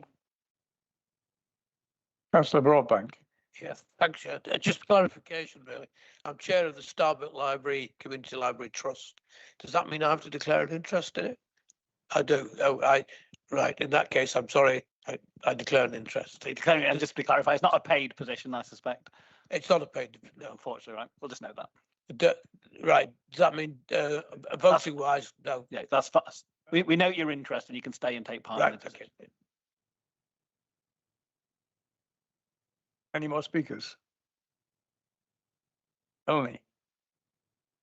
Councillor Davis. Really, just to endorse what Steph has said, Councillor Duckett, I'm lucky I'm in Selby Town. We have a library with paid staff, and a lot of the other libraries I know in Sherburn, in Balby and the areas round about are run by volunteers. And I really think that we can't just nod and say, yes, we need to look at that. It really needs a bit of extra resource. And I'm aware that at the last members seminar, we were told that in fact, the new Best Start, whatever that they're calling Sure Start now, services are going to be going through the libraries as well. So I just think that it needs a really good look and some investigation into how that can be improved, because we don't want to lose them, the ones that we have. It's awful that we had to lose and turn to volunteers. It's not something really that I think funds should have been cut from, but I know we have difficult decisions. But I just want to endorse that. It's very, very important that if those close, then we will be in trouble. Councillor Jordan. Thank you, Chair, and well done. Congratulations on your promotion, and I look forward to going to Scarborough because it's always a good party there. I just wish to declare an interest because Whitby, Mike Whitby. my just wait till you go on. Oh, everybody, right? Can I say something now? All right, okay, right. Anyhow. That aside, Sherburn's been mentioned. My wife works for Nout in Sherburn because she's a volunteer, and I just ought to declare it. But I'm grateful. This is a reasonable strategy going forward. So at least it's better than closing them. Thank you. Councillor Packer.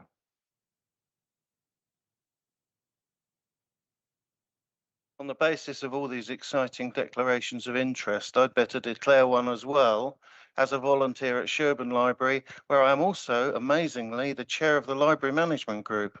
Thank you.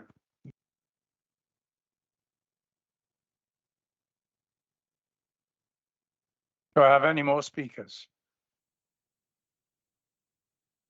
Councillor Myers, would you like to exercise your right of reply?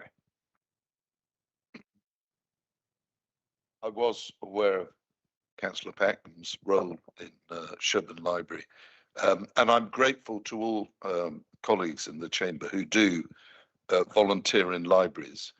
As far as Councillor Timothy's point is concerned, as far as I'm aware, we have not been spending money on fancy logos. We have far better things to spend limited resources on as far as libraries are concerned. And as to the more general point about what libraries are about and points raised by colleagues concerning the role of volunteers, can I say that it's something that we're very well aware of. There is a great synergy to using libraries to enable members of the public to access other council services, particularly those who are not used to IT and all the rest of it. So it makes a lot of sense. They're the hubs of communities, and that there's a service there. But we're very well aware of the strain and the extra work that puts on volunteers. And at the end of the day, our libraries are there for the purpose of engaging with the public, young in terms of the joy of reading and all the other aspects of reading and digital books and so on that we provide.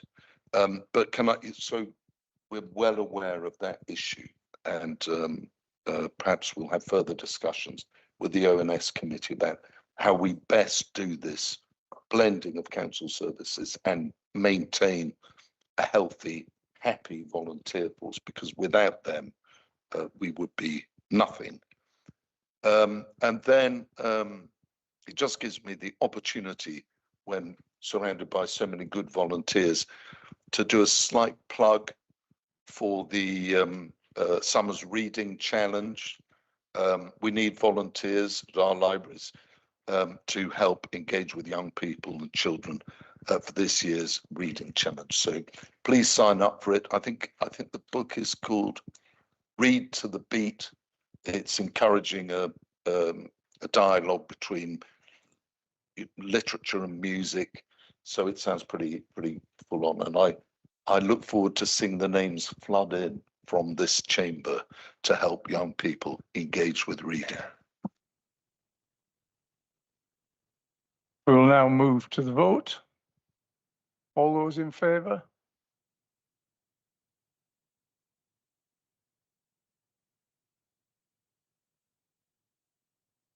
Thank you. All those against? Any abstentions? That's approved. Thank you.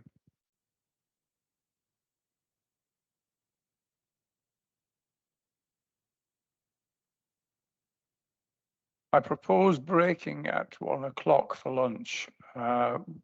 So we still have a way to go, I'm afraid. Item 15, the annual report of the Standards and Governance Committee. I call upon Councillor Clive Pearson to move the recommendations on page 283 regarding the annual report of the Standards and Governance Committee. Councillor Pearson. Thank you, Chair. First of all, I would like to take this opportunity to congratulate you on your appointment as chairperson. The Standards and Governance Committee is pleased to share its annual report, which provides an overview of the work of the committee over the past year, outlining key objectives and challenges ahead. For example, the introduction of a new standards regime when Parliament allows. The report reflects the committee's continued commitment to the promotion of high standards of conduct by all. I would like to thank officers, committee members, and the independent persons for their dedicated work over the last year. Thank you. Do I have a seconder, please?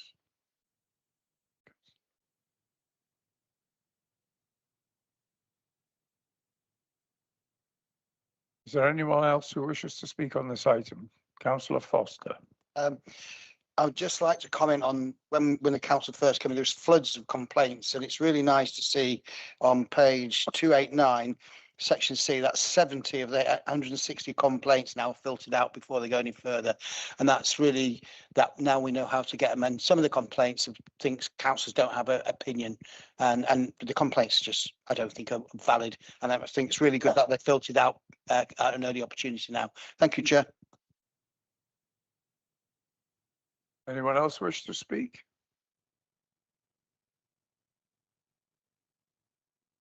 As council is being asked to note this report, there's no need for a vote. The annual report, item 16, the annual report of the Young People's Champion. I call upon Councillor Alison Baker to move the recommendations on page 291 regarding the annual report of the Young Person's Champion. Councillor Baker. On taking the chair. I'd also like to take the opportunity to congratulate Councillor Ritchie on the vice chair. I know he works tirelessly for the young people of North Yorkshire whenever I come across him on my various meetings. Last week, I was honoured to attend a Mockingbird meeting of our foster parents. It was a wonderful event in Fostering Week. And the reason I'm saying this is I'd like to just share with you a testimony from one of our care leavers. I wanted to share a bit about my life's journey, especially since I know you're highlighting success stories of young people who've overcome challenges. I grew up in foster care, and when my own family couldn't be there, my foster carers took me in. Their unwavering support gave me a foundation. Today, I'm proud to say I run my own business. I have a home, a car, and I'm happily married. None of this would have been possible without them. I hope my story can inspire others, just like they inspired me. This person was an unaccompanied asylum seeker to our county, and that is what we're here for, to care for our young people. I move my reports, Chair. Do I have a seconder, please?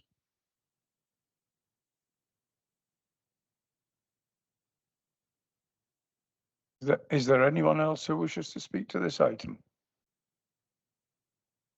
Councillor Sanderson. Thank you, Chair, and congratulations. I'd just like to formally thank Councillor Baker. She's been a great support to my role, and she's always been enthusiastic and supportive of our children and young people, as you can tell from what she just said. So thank you. Any other speakers? As councillor is being asked to note the report, again, there's no need to take a vote on this item. Item 17, the annual report of the Older People's Champion. I call upon Councillor Caroline Dickinson to move the recommendations at page 299 regarding the annual report of the Older Persons Champion. Councillor Dickinson. Thank you, and congratulations on for becoming the chair of the council. Over the last year, I've attended many meetings, webinars, and I've collected lots of leaflets and information that I feel older people need to know. It was presented to the Care and Independence Scrutiny Committee, where council suggested it be circulated to town and parish councils, and this has been done. I also circulated to all members, and I hope that you found the information that I put in as useful. Thank you. I'll move my report. Do I have a seconder?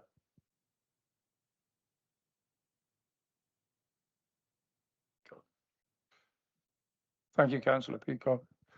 Does anyone wish to speak on this item? Yeah, I think it's an excellent report that we have here.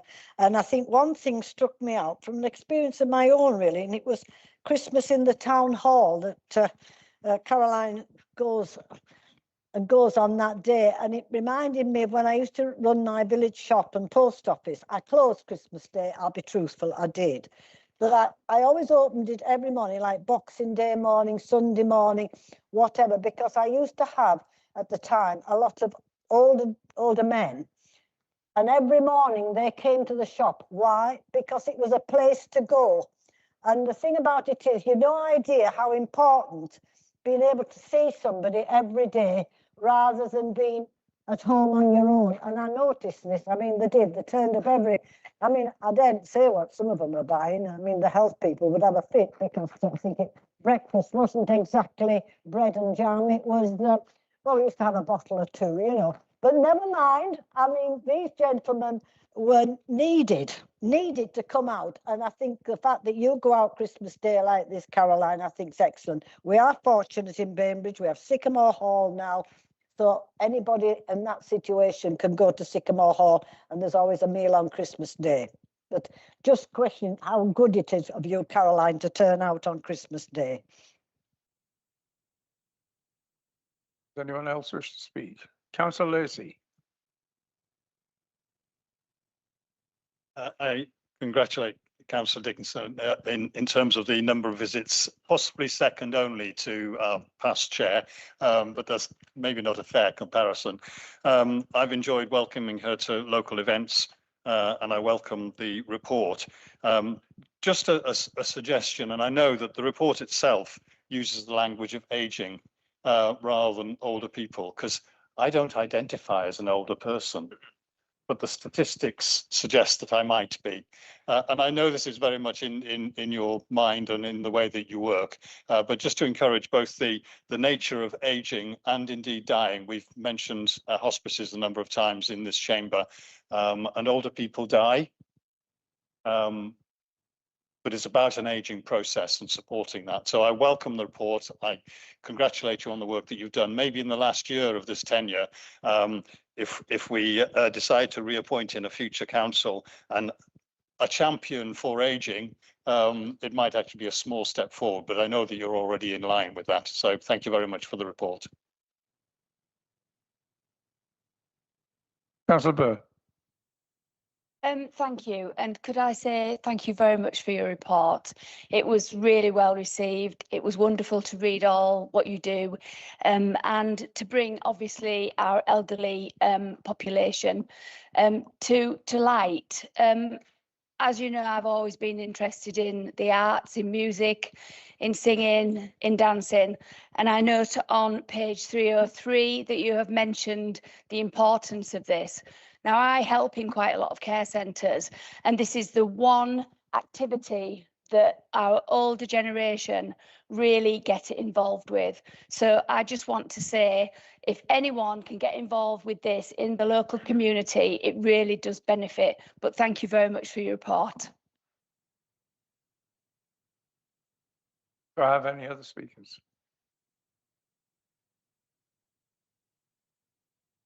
As council again is being asked to note this report, again, there's no need for a vote.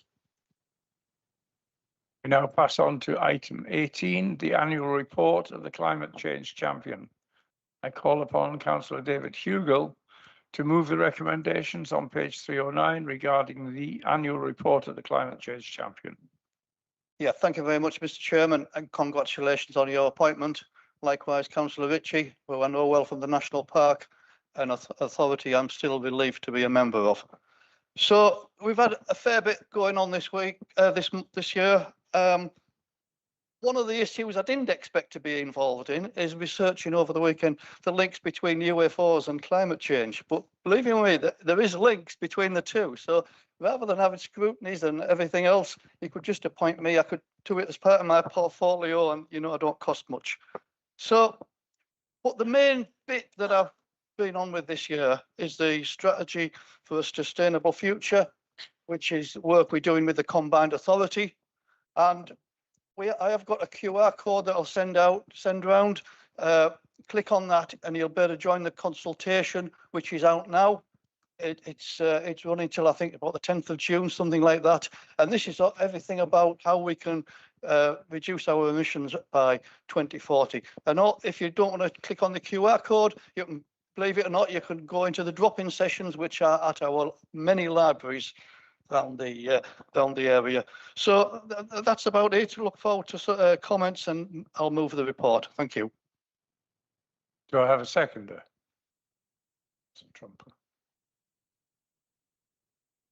Councillor Andy Brown.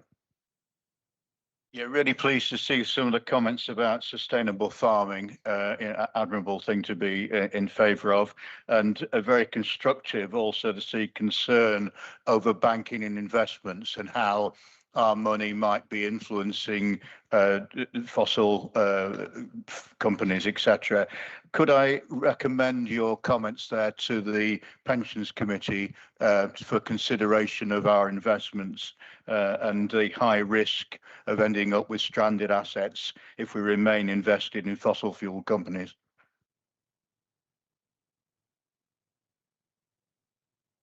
Do I have anyone else who wishes to speak?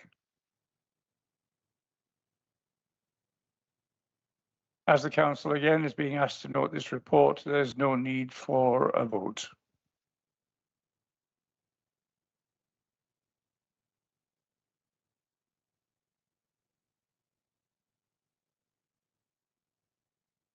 Item 19, appointments to committees and outside bodies and appointments to committees, which the council agrees with no member voting against to appoint or constitute without having regard to political proportionality, hearings panels, a hearings panel of the Standards Committee and the General Licensing Subcommittee. I call on Councillor Carl Les to move the recommendations regarding the appointments to committees and outside bodies at page 313 on the main agenda. Move as printed, Chairman. Do I have a seconder? Thank you.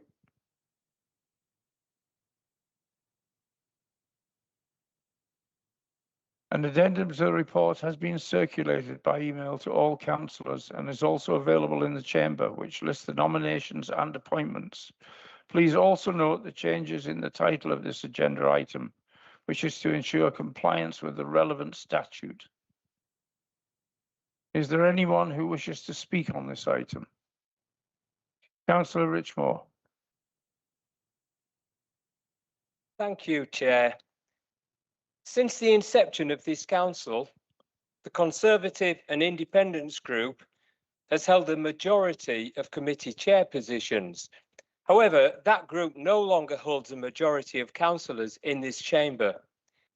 Given that shift, and noting that this council has already, perhaps reluctantly, given how long it's taken, recently demonstrated a level of flexibility in committee leadership, including appointments, appointing the Labour group leader to the chair of Housing, Leisure, Overview and Scrutiny.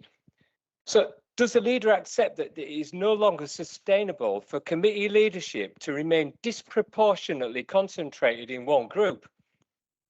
General licensing is a key regulatory committee, and I note there's currently an absence of chair. Councillor Kevin Foster has extensive experience, having served for a considerable period. We're not at that point yet. Okay, point made. Thank you.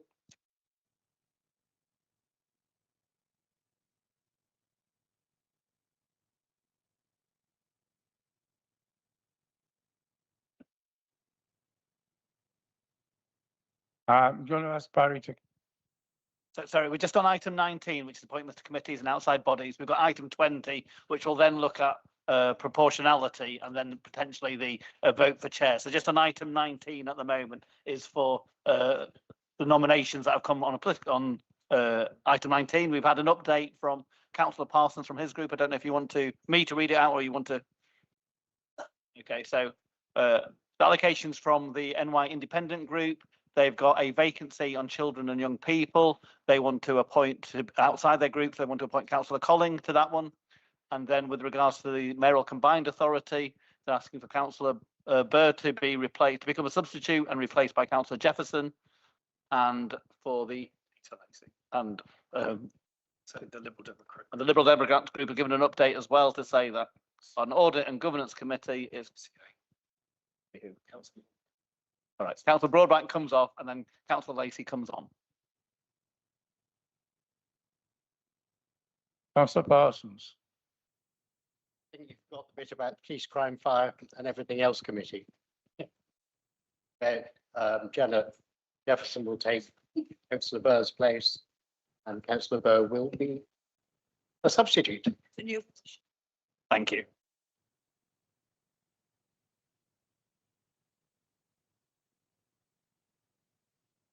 Is there anyone else who wishes to speak before we go to the vote? No. There are two votes to take. The first is regarding the appointments to current vacancies on the committees as per section 2 and 3 of the report. Those in favour?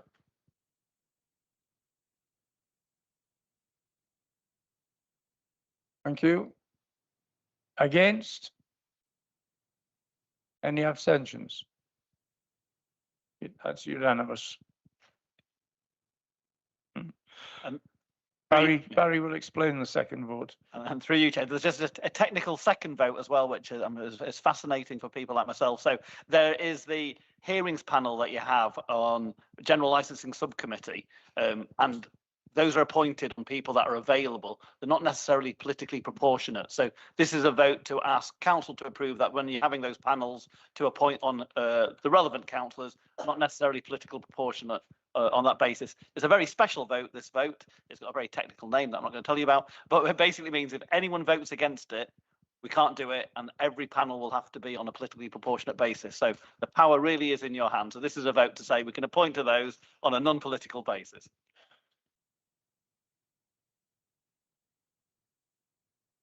Given what Barry said there, can we take the vote? All those in favour? I'll say that before every vote from now on. Thank you. Do I have any against? Any abstentions?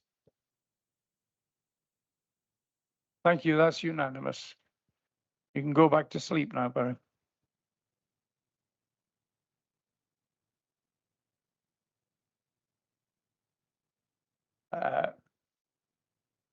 I propose to take item 20 before breaking for lunch. Item 20 is the appointments to committees according to proportionality. I call on Councillor Les to move the recommendations regarding appointments to committees according to proportionality at page 317 of the main agenda. Chairman, I so move along with the addendum report which has been circulated. Thank you. Do I have a seconder?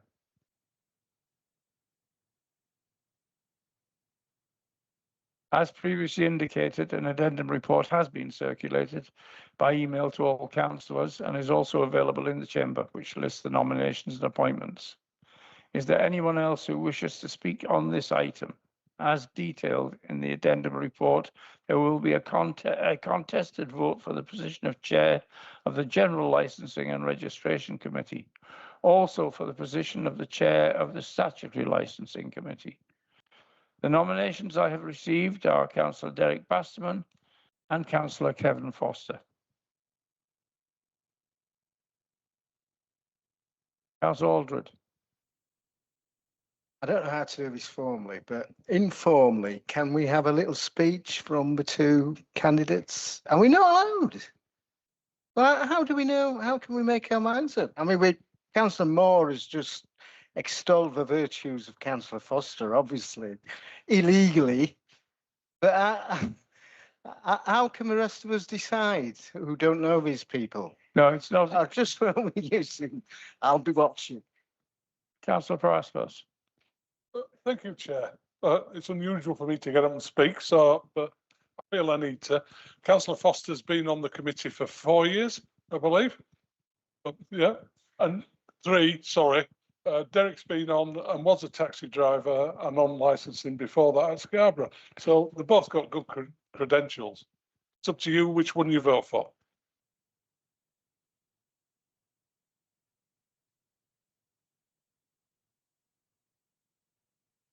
Are there any further nominations? Done it. Okay. I'll take the vote on the first candidate. If a majority is reached on that candidate, then that person is appointed. If not, we keep voting until a majority is reached. Those in favour of Councillor Derek Basterman as chair of the General Licensing Committee, please show.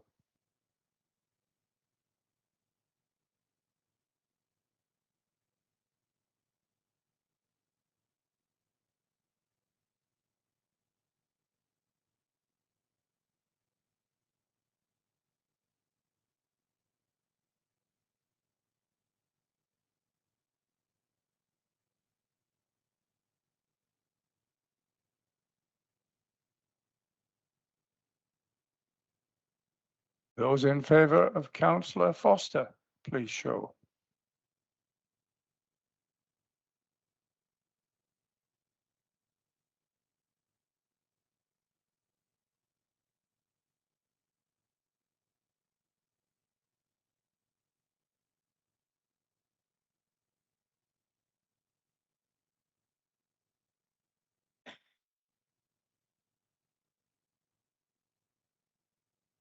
Any abstentions?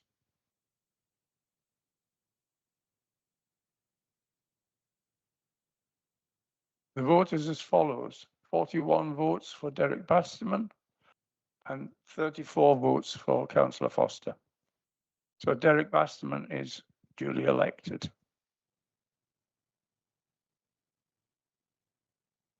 To clarify, that's for both committees, by the way.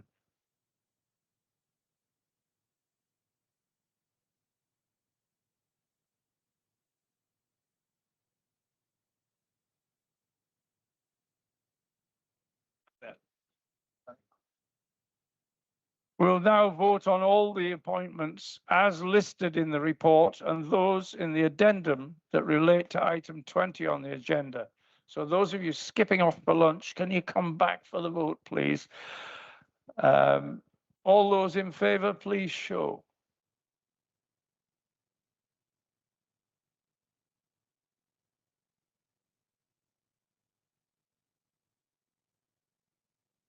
Okay. Thank you. All those against? Abstentions? 1.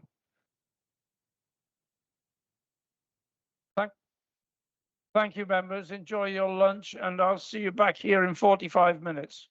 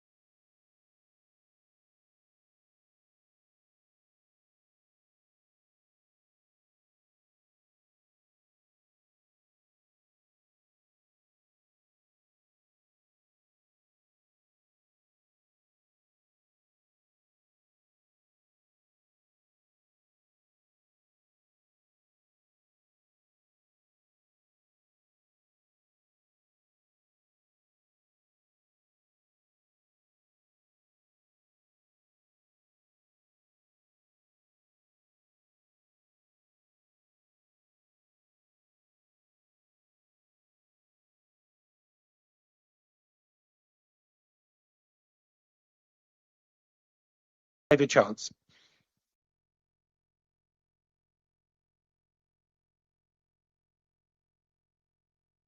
Good afternoon, everyone. Hope you've had a pleasant lunch. The next item on the agenda is items 21, 22, statements by executive members and chairs of overview and scrutiny committees. And I now call on executive members to make their statements if they wish. And at the end of each of those statements, I will then ask members of the council whether they have any questions or wish to make a statement.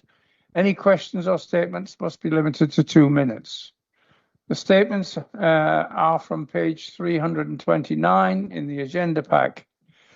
A number of questions have been submitted ahead of the meeting of the council, and I will take these ahead of questions from the floor. I call upon Councillor Janet Jefferson, Executive Member for Children and Families. Oh, sorry, Sanderson. Freudian slip. I'll take it as a senior moment, Chairman. Everyone seems to be confusing the names today, but never mind. Yeah, so as the observant amongst you will have noticed that the annual report from the corporate parent group has not been included with my statement as it usually is. Finalisation of the annual report can be complex, so we need to ensure that all aspects of the work of the group are completed and covered off. The draft report has been circulated, but coming to a very, very busy CYPS department, it was not enough time to go through the appropriate sign-off process. As such, a decision was made that this year's report would be deferred to the July meeting. And to enable the correct timeframe next year, we have requested that the annual report is added to the forward plan for the CPG earlier to address this issue. Thank you. I'm aware that there is one question that's been submitted.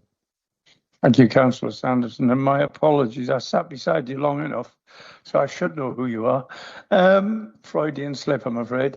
I have a question from Councillor Liz Colling. You have a pre-submitted question, Councillor Colling. Thank you. Congratulations, Chair. Councillor Sanderson, could you please share with the Council what the future plans are for the medical education service? And if it's going to change, how will it meet the needs of the children the service currently works with? Thank you.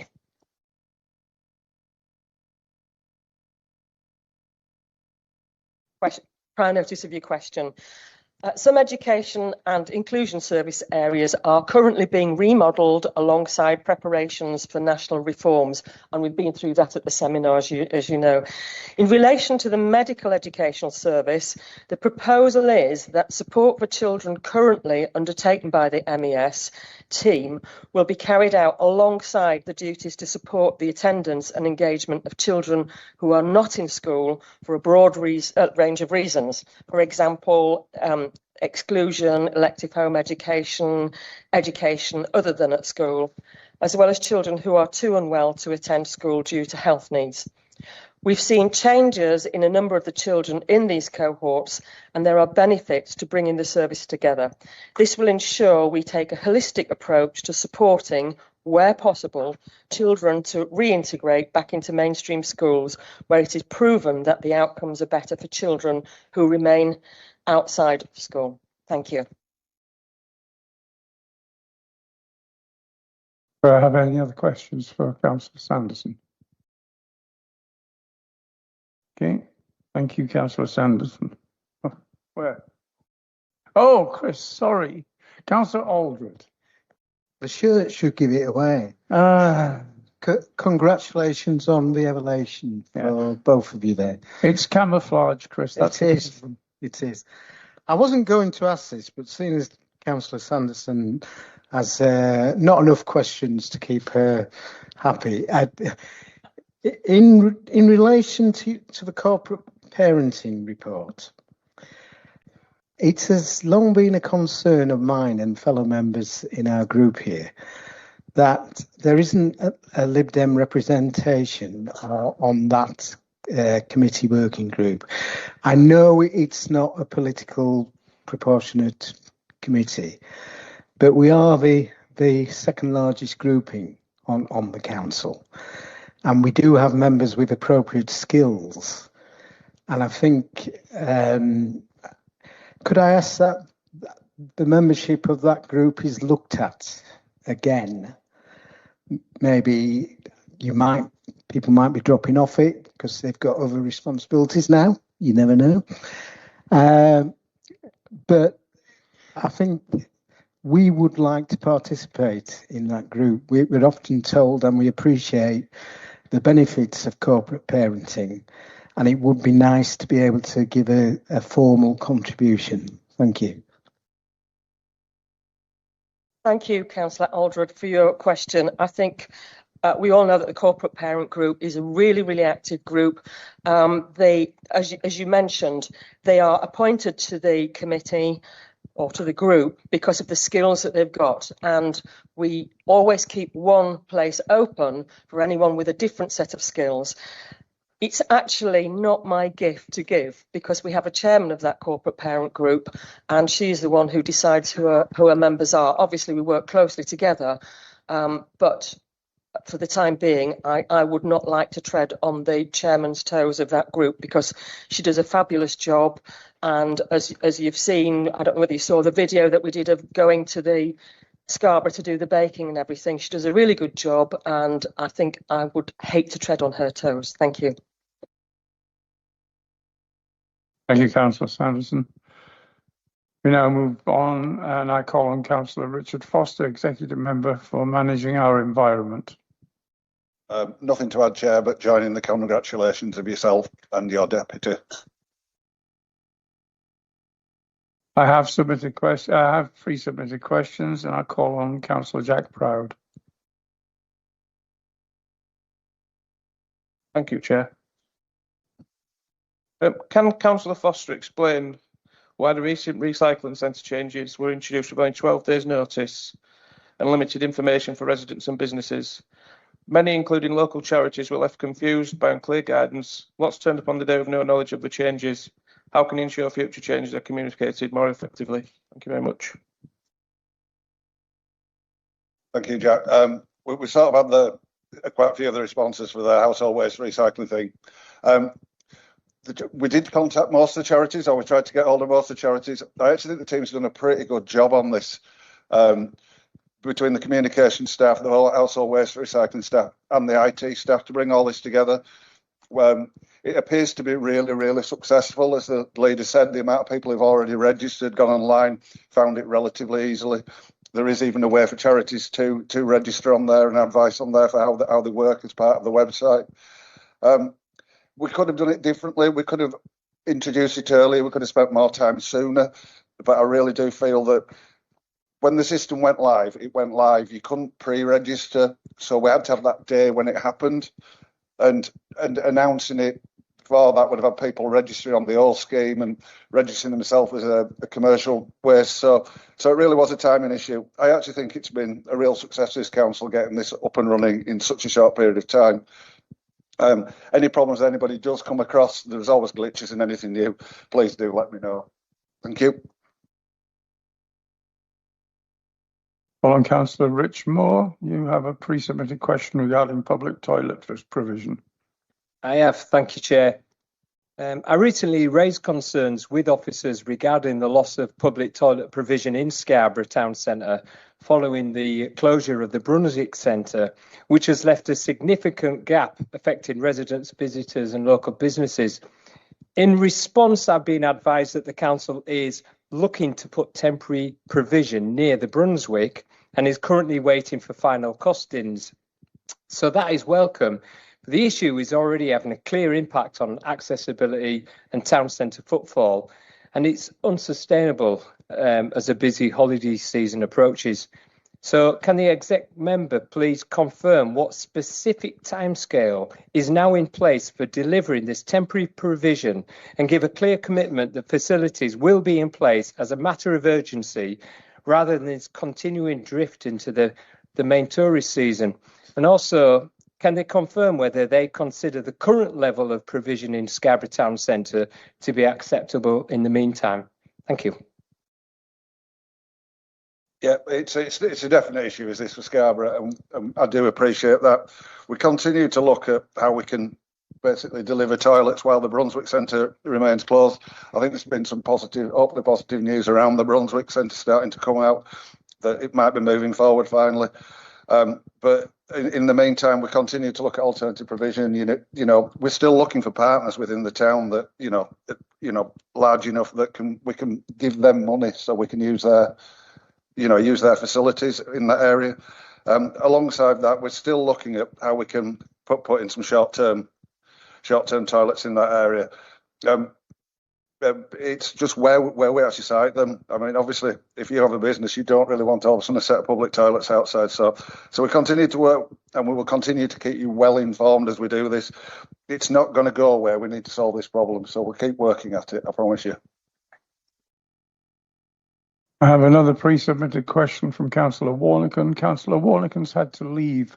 Can I ask that you give him a written answer and put it on the website as well, please? I will take one quick one from Councillor Cross. Thank you, Chair. Apologies for not sending you it.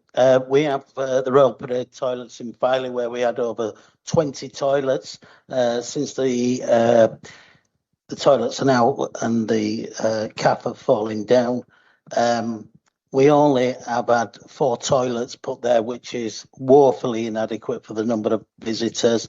And I just wondered if we could look into getting some extra toilets there. A written answer would suffice. Thank you. It's a well-known problem with the Royal Parade toilets in Filey that they are out of commission. We continue to work, and you continue to be informed by that working group. I think we get weekly updates on where we are, and we are looking at the amount of toilets out there. They have been vandalised and stuff like that as usual. So it's a difficult issue, but we're keeping working on it, and we'll keep you informed at all times, Councillor Cross. I call on Councillor Annabel Wilkinson, Executive Member for Education, Learning and Skills. Thank you, Chair. I have nothing to add to my statement, but please can I add my congratulations to your appointment as Chairman and to Councillor Ritchie's appointment as Vice Chairman. Congratulations. Oh, I am aware of a pre-submitted question from Councillor Swanwick. Yes, Councillor Swanwick. Thank you, Chair, and my congratulations to you and your Vice Chair.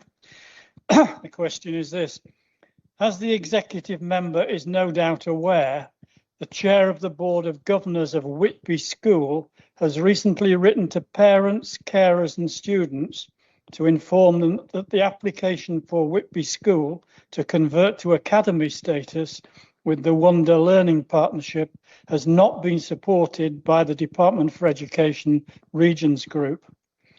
Bearing in mind that this unexpected decision follows a difficult period of amalgamation of the 2 secondary schools in Whitby, would the executive member please inform me, as Whitby Strenshaw Division Councillor, and the many people in Whitby and surrounding areas who are likely to be affected, what is the plan B, and in particular, what additional support and resources will be made available to the school governors and leadership?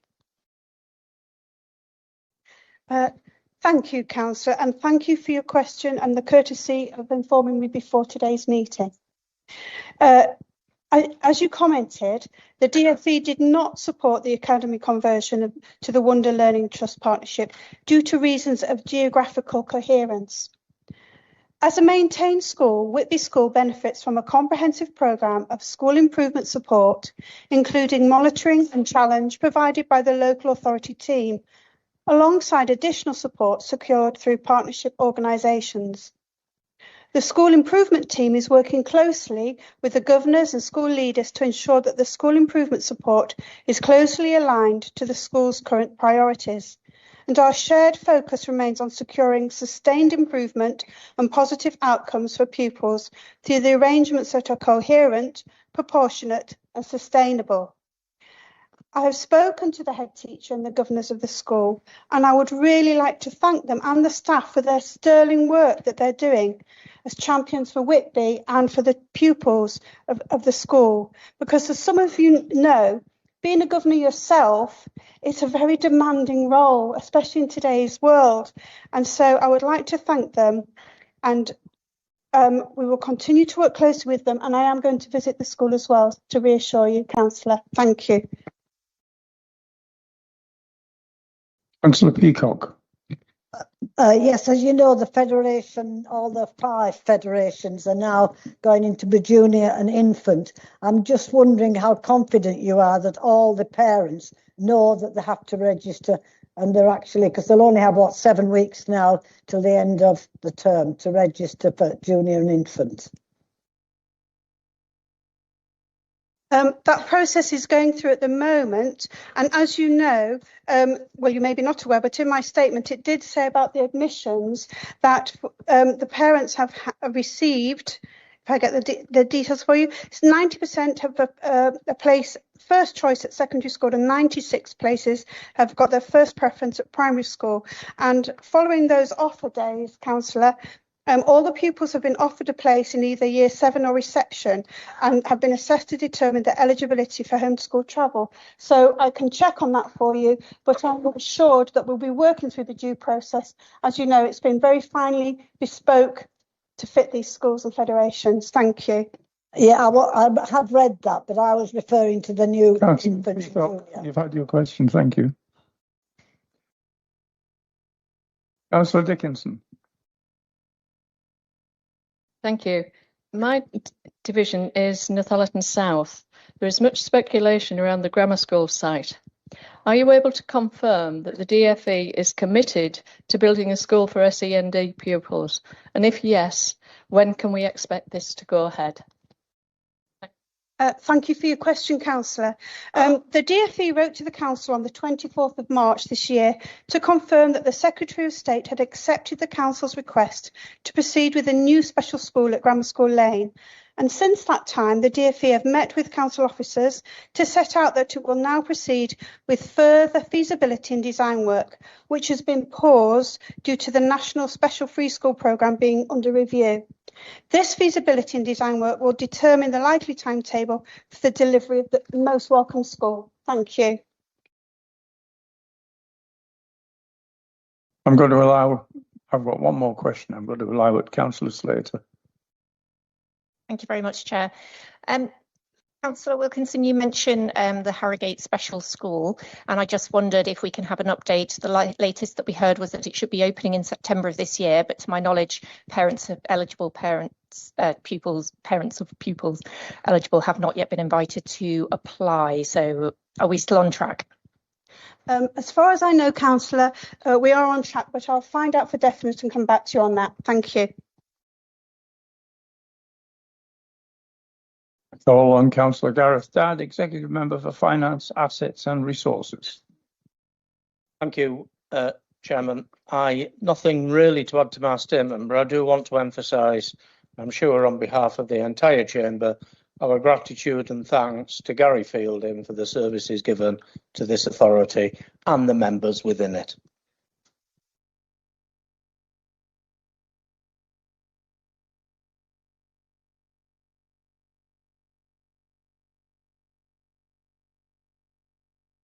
I have 2 pre-submitted questions. The first one is Councillor Peter Lacey. Thank you, and thank you, Councillor Dadd, for the response that's already in the notes. So I'm really just summarising that in the context of the reduced funding potentially from the mayoral conversations, that we are potentially looking at reduced, pressures on the revenue budget for maintenance, and we need to keep an eye on that. But the fundamental is potentially reduced services, and that's regrettable. So it really just reinforces our conversation earlier. So thank you for the response. Yeah, I'll just add to that, because what this response doesn't say is if nothing changes, this is the minimum reduction in funding we could be facing. We've assumed that years 2, 3 and 4 of the mayoral pothole fund that is swiped off us for him to decide where it goes, you know, rub your hands with glee, York. That could get worse from the 90% to 10% split. That could get far worse, but we've assumed it's remained at that, and that is the danger, which is why it's imperative that he gets back round the table and recognises he has a duty right across the sub-region, not just for his, dare I say it, his chums in York. Councillor Andrew Williams. Thank you, Chair. And can I just associate myself with the remarks regarding Gary made by the executive member? I have on occasions thought that Gary was in competition with Councillor Aldred over who could wear the most brightest shirt or tie. Thankfully today, Gary's not entered that competition. More seriously, can I just ask the question which is printed before you? Could you please outline how much is expected to be raised from the Second Homes Council tax premium in 26-27 and what these funds will deliver for communities across North Yorkshire? Thank you, and thank you for the pre-notice. It's a very similar question to I received at last full council, because I think it's a very exciting project that we have undertaken. Look, Councillor Cross, no doubt he takes a slightly different view. He's suggesting his mates in Filey that have second homes abscond to East Yorkshire, but you know, it was pointed out last time by Councillor Steve Shaw, right? Even East Yorkshire now charge a second homes premium. I understand, so that's not a route.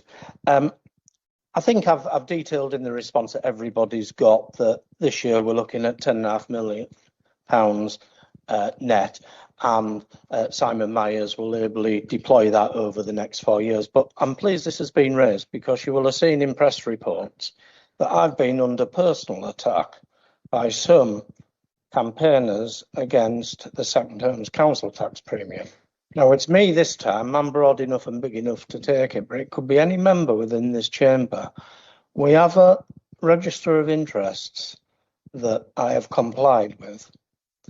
And I want to also add to that, I sought dispensation from the Standards Commission, which I did not need to, because the substantive issue was council tax on second homes, not holiday lets, which are a business that I bought and have been operating for 20 odd years.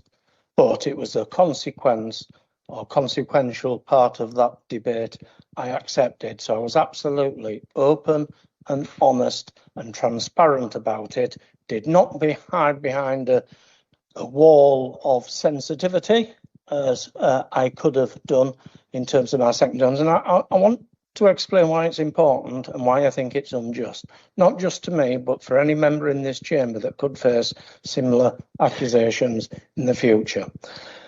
If we followed the premise that was floated through the debate and is still being floated, that there will be a flood of second homes on the market and property prices would devalue, that will affect the capital value of the properties I own on the coast, disadvantaged. If we also follow the premise that they will flip them into holiday lets, there'll be a flood of holiday lets on the coast.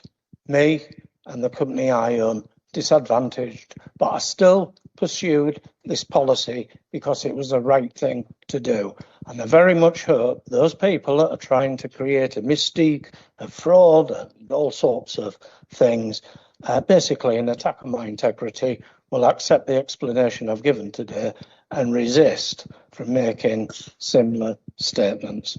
Thank you for the opportunity.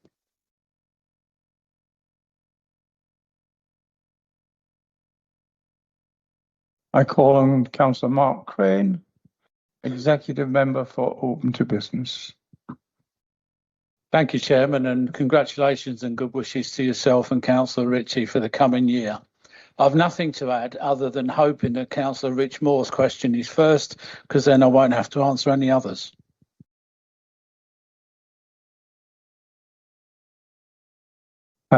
First question, Councillor Seston.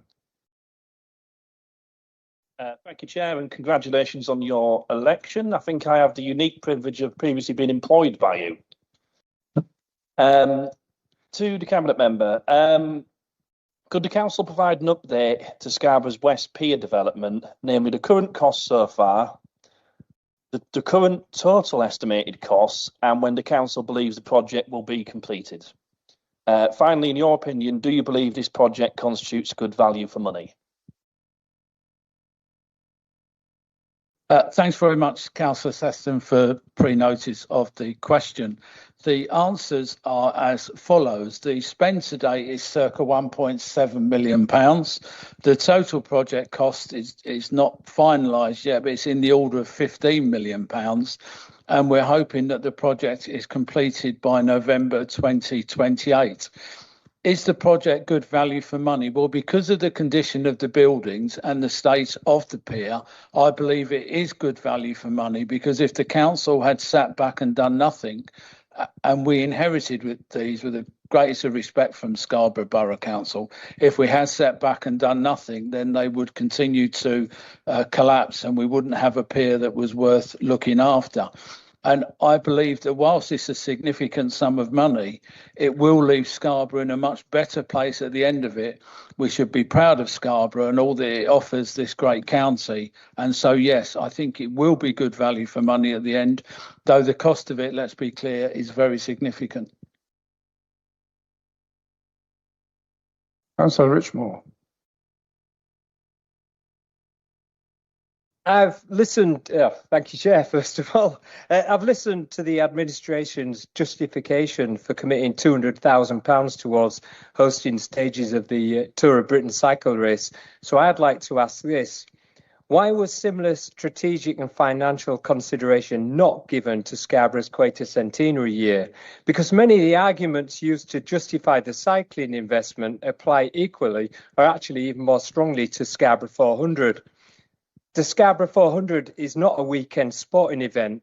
It's an entire year of heritage, culture, tourism and community activity, marking 400 years since Scarborough was established as the first tourist resort. And yet the financial ambition from North Yorkshire Council has been nowhere near the figures being discussed for cycling. Scarborough 400 is proceeding because local volunteers, community groups and cultural organisations and the townspeople have simply just got on with it. So the question is, does the exec member accept that Scarborough 400 represented a once-in-a-generation opportunity for place promotion on the Yorkshire coast? And with hindsight, does he believe North Yorkshire Council should have shown the same level of financial confidence and strategic ambition towards Scarborough 400 as it has towards major cycling events? And secondly, will Council now review whether additional tourism and promotional support can still be provided during the remainder of this anniversary year to help maximise the opportunity for Scarborough businesses and the wider local economy? Thank you. That question had gone on much longer, we'd have all been here till midnight. Councillor Moore, what I would say to you is firstly this. I am very proud to be the person, along with Councillor Taylor, who is supporting the Tour de Britain and its visit to North Yorkshire. And we're doing it alongside the Mayor. I saw the Mayor the other day. He wasn't entirely happy with what I said at the executive meeting, but here we are almost in agreement on something else. So I support that. I think it's good use of our money, and I think it will increase tourism across the whole of North Yorkshire. On the point about Scarborough itself, I think you're being unfair to this council and to our officers about the amount of support that we have given to Scarborough 400. I'm not going to read it out, but I've got a list of things here that we have done to support it. I can make it available to all members after this meeting tomorrow or whatever. We have invested a lot of officer time and we have invested some significant sums of money. I agree it's once in a generation. In fact, it's once in a century, isn't it, given that it's Scarborough 400. So we are supportive of it. We have put money into it, but we've also put significant sum of money into the Tour de Britain, which I think will benefit perhaps a wider area of North Yorkshire. Councillor Lacey, we're out of time, but is your question a quick one or is it a page long? I hope it's very quick and it's in the context. I'll let you go then. Thank you very much, Chair. The tourism tax was included in the King's speech, and it's another matter for discussion with the Mayor. At a recent meeting of the Harrogate Chamber of Trade, they were very sceptical of the economic benefits, and I just wondered what commitment you would give to talk to the Mayor so that there wasn't any unintended consequences on local businesses from that scheme. Thanks for your indulgence, Chair. I'm happy to speak to the Mayor. He seems less happy to speak to me at the moment, to be honest with you. He took umbrage at the fact I said he was more the Mayor of York than North Yorkshire. Let's be clear. It's in the government agenda. We heard it in the King's speech the other day. Old habits die hard, don't they? So the opportunity for it coming in goes to the Mayor. We are not able to stop him. I have to say, across North Yorkshire, I hear a lot of businesses who are very concerned about the introduction of such a tax, and we are wanting to make the Mayor aware that there is a strong opposition from businesses who would be here about the introduction of the tax. That being said, it's his decision and his alone to do it. And if he does it, we understand that some of that money will go to the LVEP, which I sit on and officers from this council sit on, and we would have some control on how it would be spent. But I'm sure the whole council does understand, but to be clear, the decision will not be one of ours. It will be the Mayor alone to take. Call on Councillor Heather Phillips, Executive Member for Corporate Services.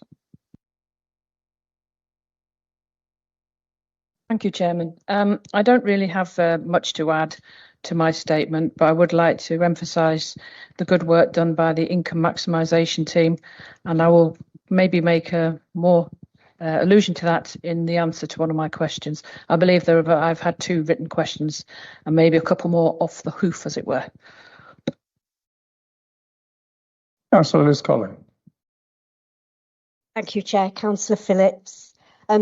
Congratulations to the income maximisation team on their pension credit campaign. As I told you the other day in a Teams meeting, the area committee received a briefing, and it's an impressive 102,000 annualised for Scarborough residents, which is amazing work. Can you advise if there are any plans to repeat this exercise? And in addition, are there any other areas where a moderate spend on a targeted campaign to raise awareness of entitlement can maximise our residents' income and deliver many hundreds of thousands of pounds of benefits for residents across North Yorkshire? Thank you. Thank you, Councillor Colling. As always, it is really appreciated that you've given me notice. Like I said, income maximisation team, the 3 M's, Margaret, Marcus, Mark, and everybody that works within that team, they have been phenomenal. The amount of work that has gone into this. This was driven by the unfortunate reduction in winter fuel payments and how to identify who actually is eligible for other benefits. And it's been a wonderful piece of work in doing so. And yet we intend to build on this. The team is looking at how this type of targeted campaign can be incorporated into their everyday work as alongside their core responsibility, so it becomes a more consistent part of service delivery. So it might be that if you write to the council about an inquiry on something, you'll get information about benefits. So it will be embedded into the new customer experience, because the thing about customer experience is that you should phone the council. There is no wrong door. There is one front door, which you shouldn't have to push too hard to get the help that you need. So I think that's one of the main things that comes out of this. This is an early success for us, and hopefully it will be carried through. So we're going to just try and build on the work that's done to increase financial resilience, because the team is being sent in a slightly different direction now from the Household Support Fund to the Crisis and Resilience Funding. So they've had to pivot and adapt to new legislation regarding that. So hopefully the £408,000, which is and climbing, which is in people's pockets where it should be, will make life a little bit better for the most vulnerable people in North Yorkshire. Councillor Peter Lacey. Thank you. Very short and brief. I'd like it to be a long answer, but I'm not sure that it will be. Double devolution deals beyond Ripon and Knaresborough. Could you just list a pipeline for us? Yes, thank you for your question. It was all going so well until Moulton and the toilets, unfortunately, because we had we had agreement. We had a really strong working relationship with the town council and the mayor there, and unfortunately it got sidetracked, to put it basically. I know Knaresborough, they may have concerns about the market, but we are getting some serious work done there. Ripon, success story. And I had a lovely trip round the town hall. It needs work, and you can see why they will maybe be coming asking for a little bit of help on that. But it is an amazing building, and it's an amazing effort that they've gone through to get there. Filey, I know benches are not maybe the most Gucci things, but they are really good for communities. You go out, you can have a sit down. Filey, you can see a fantastic view. So hopefully we'll keep working with Sam's friends over there to make that happen once the management structure is back at the town hall over there. Selby, number of parks and open spaces and 2 community centres. That is ambitious, and that's maybe why it's taking a little bit longer. But we'll hope to see that coming along. Town council, once again, that's where we get our ideas from for these things. Look, we don't go out asking for people to come to us. We want them to, it wants to be organic. It needs to come from town parish councils, what they would like devolved to them. We can't impose from the top. So, and we need to be very mindful of that. Northallerton and Thirst, talking about local markets, because I know you can tell it's Wednesday around here, can't you? Because you can't get parked anywhere. But the market is doing remarkably well. Whitby, more parks and gardens, and I'm sure the new mayor-elect of Whitby will enjoy talking to me about the floral displays in Panic Park. So there are things going on. Skipton, more bits and of the Ginnell Woods and the Canal Basin. So that works with the TIP. So that's another part of the work of North Yorkshire, making sure that we can get these delivered. And Richmond, we maybe need to have another chat with them, because we'd love to see them making a bit more of their devolution effort. So I hope that answers your question. Thank you. I had hoped to take another question, but the time is well out now. No, yours was the second one. So I'm afraid Councillor Broadbank and Councillor Burr, if you want to submit a written question, please do, and they'll get an answer. Call on Councillor Malcolm Taylor, Executive Member for Highways and Transportation. Yes, thank you, Chair. I have nothing further to add to my written statement, but I am aware of a number of pre-submitted written questions. Councillor Rich Moore, you've got the first go this time. Thank you, Chair. It's 7 years since the access road to Oliver's Mount was closed, severely impacting race days. The operator is considering restarting formal action under Section 56 of the Highways Act, and that future seasons may be put at risk due to delays in planning submission and delivery. So can the exec member please set out a clear and realistic timetable for either a permanent repair to Jackson's Lane or an interim solution that genuinely removes the need for Mush and Bank road closures? 2, whether two-way unrestricted access from Mush and Bank Road to Oliver's Mount remains the council's stated objective. And lastly, what specific steps are being taken to ensure this issue is finally resolved, rather than continuing to be deferred as complex matters and with no defined endpoint?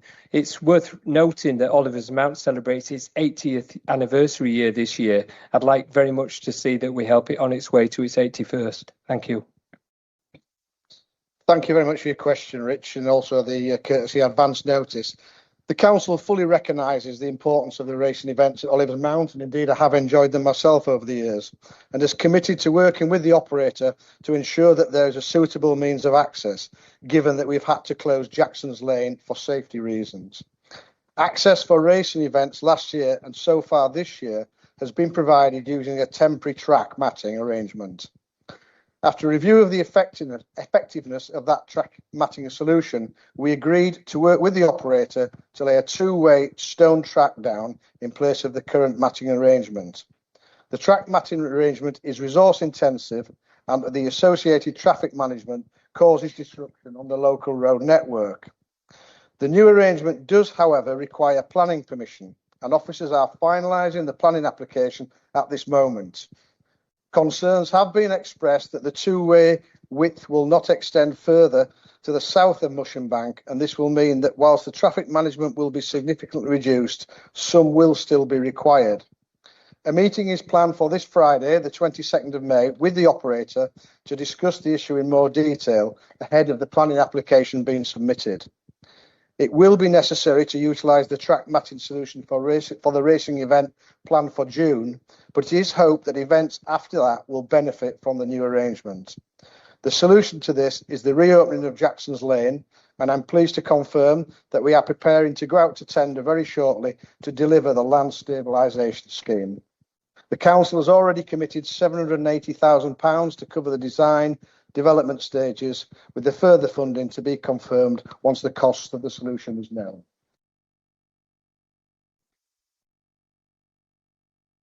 Councillor Lacey. I've been kindly offered a written answer to my question, so I'm happy for that to be circulated. So thank you. Councillor Jack Proud.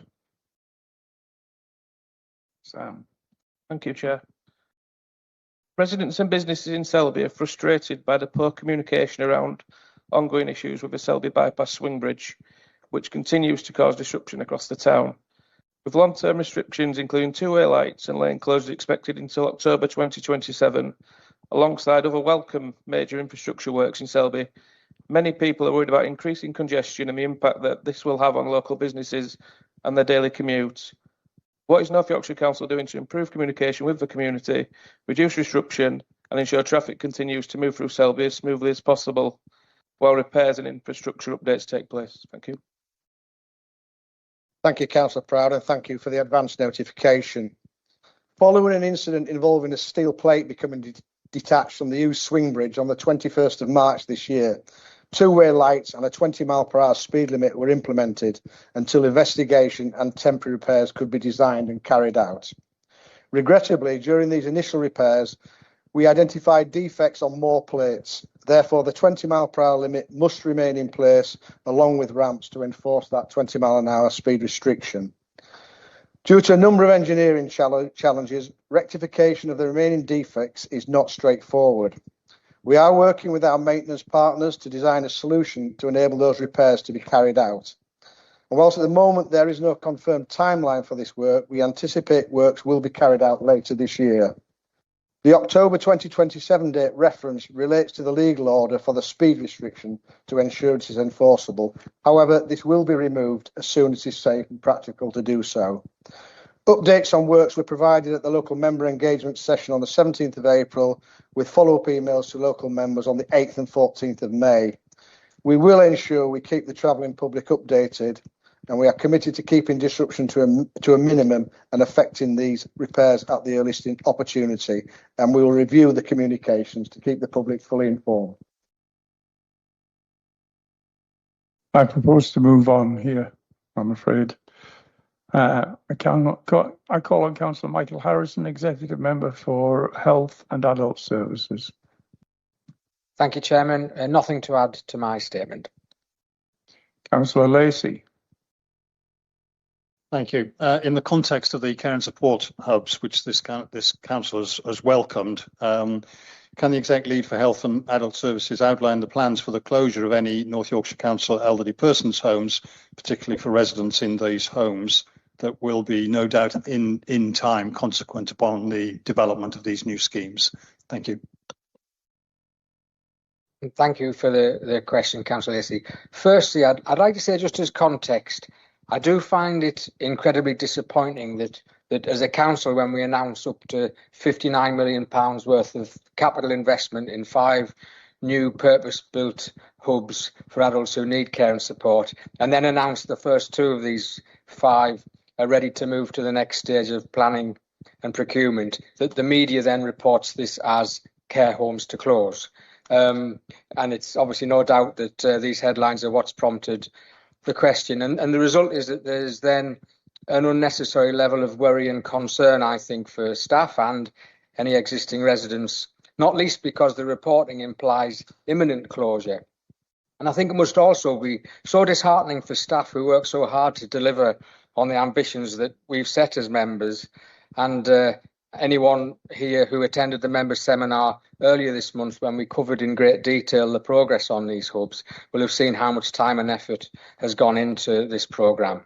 That said, any closures are at least 2 years away, and any decision to close any of the elderly persons' homes would only be brought forward once planning and procurement processes have been completed and approved. And at that point, consultation would be undertaken with the workforce and any residents and families at that appropriate time, just as we've done whenever we've done anything similar. And I'll obviously make sure that I keep members fully informed. It is worth reflecting that we're investing in these hubs to intervene in the market as a result of increased demand for specialist dementia services, demand for intermediate care services, and our existing property condition is limiting the ability to meet the above demand. Thank you.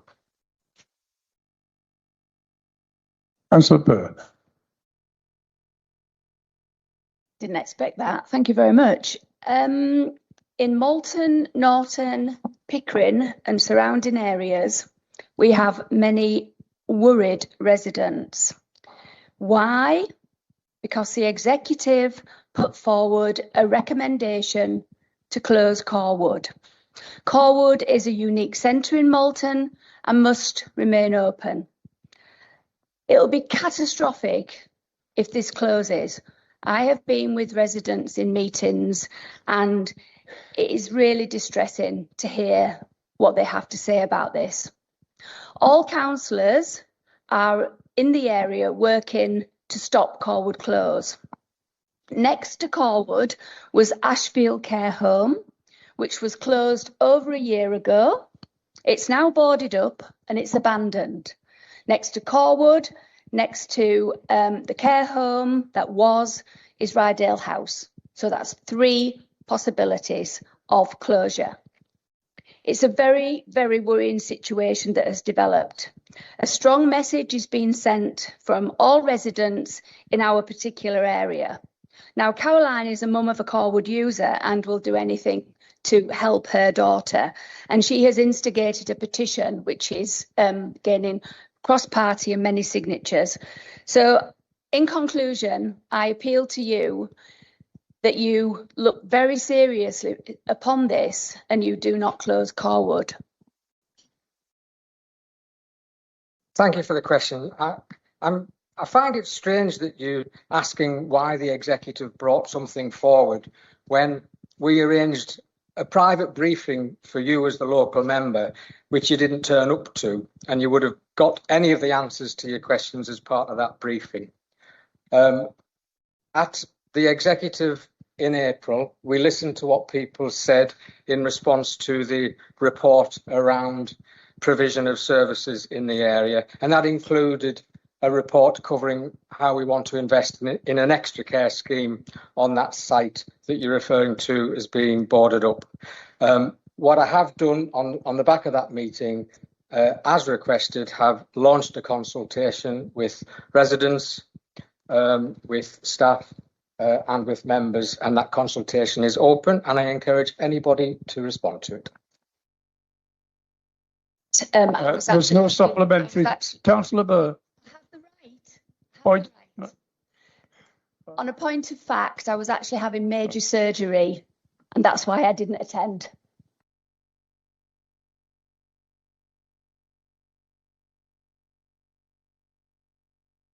I'm afraid, Councillor Mason, we're out of time. Well out. You wanted to speak, did you? All right. Makes a change. I call on Councillor Simon Myers, Executive Member for Culture, Arts and Housing. Thank you, Chair. First of all, one amendment to my written statement, first paragraph. Members will see that our Culture and Archives Service, along with Out of the Box Learning, had been shortlisted for Partnership of the Year award. We won it, so you can strike out shortlisted, we won it. Hats off to our Culture and Archives team and all the partners who worked together on this really good project. You can read about it. I'll not take the time up. And then secondly, and I'm sorry to dig into my question time, but I really want to pay tribute to Andrew Rowe, who has been the Assistant Director for Housing since the inception of this new council, who started work in local government 33 years ago and was housing officer in various roles at Scarborough from 2002. Andrew is retiring before the next full council meeting, so this is an opportunity I have to thank him on behalf of the council and to pay tribute to somebody who has been an exemplary public servant, who has worked in a very difficult field, as members will appreciate.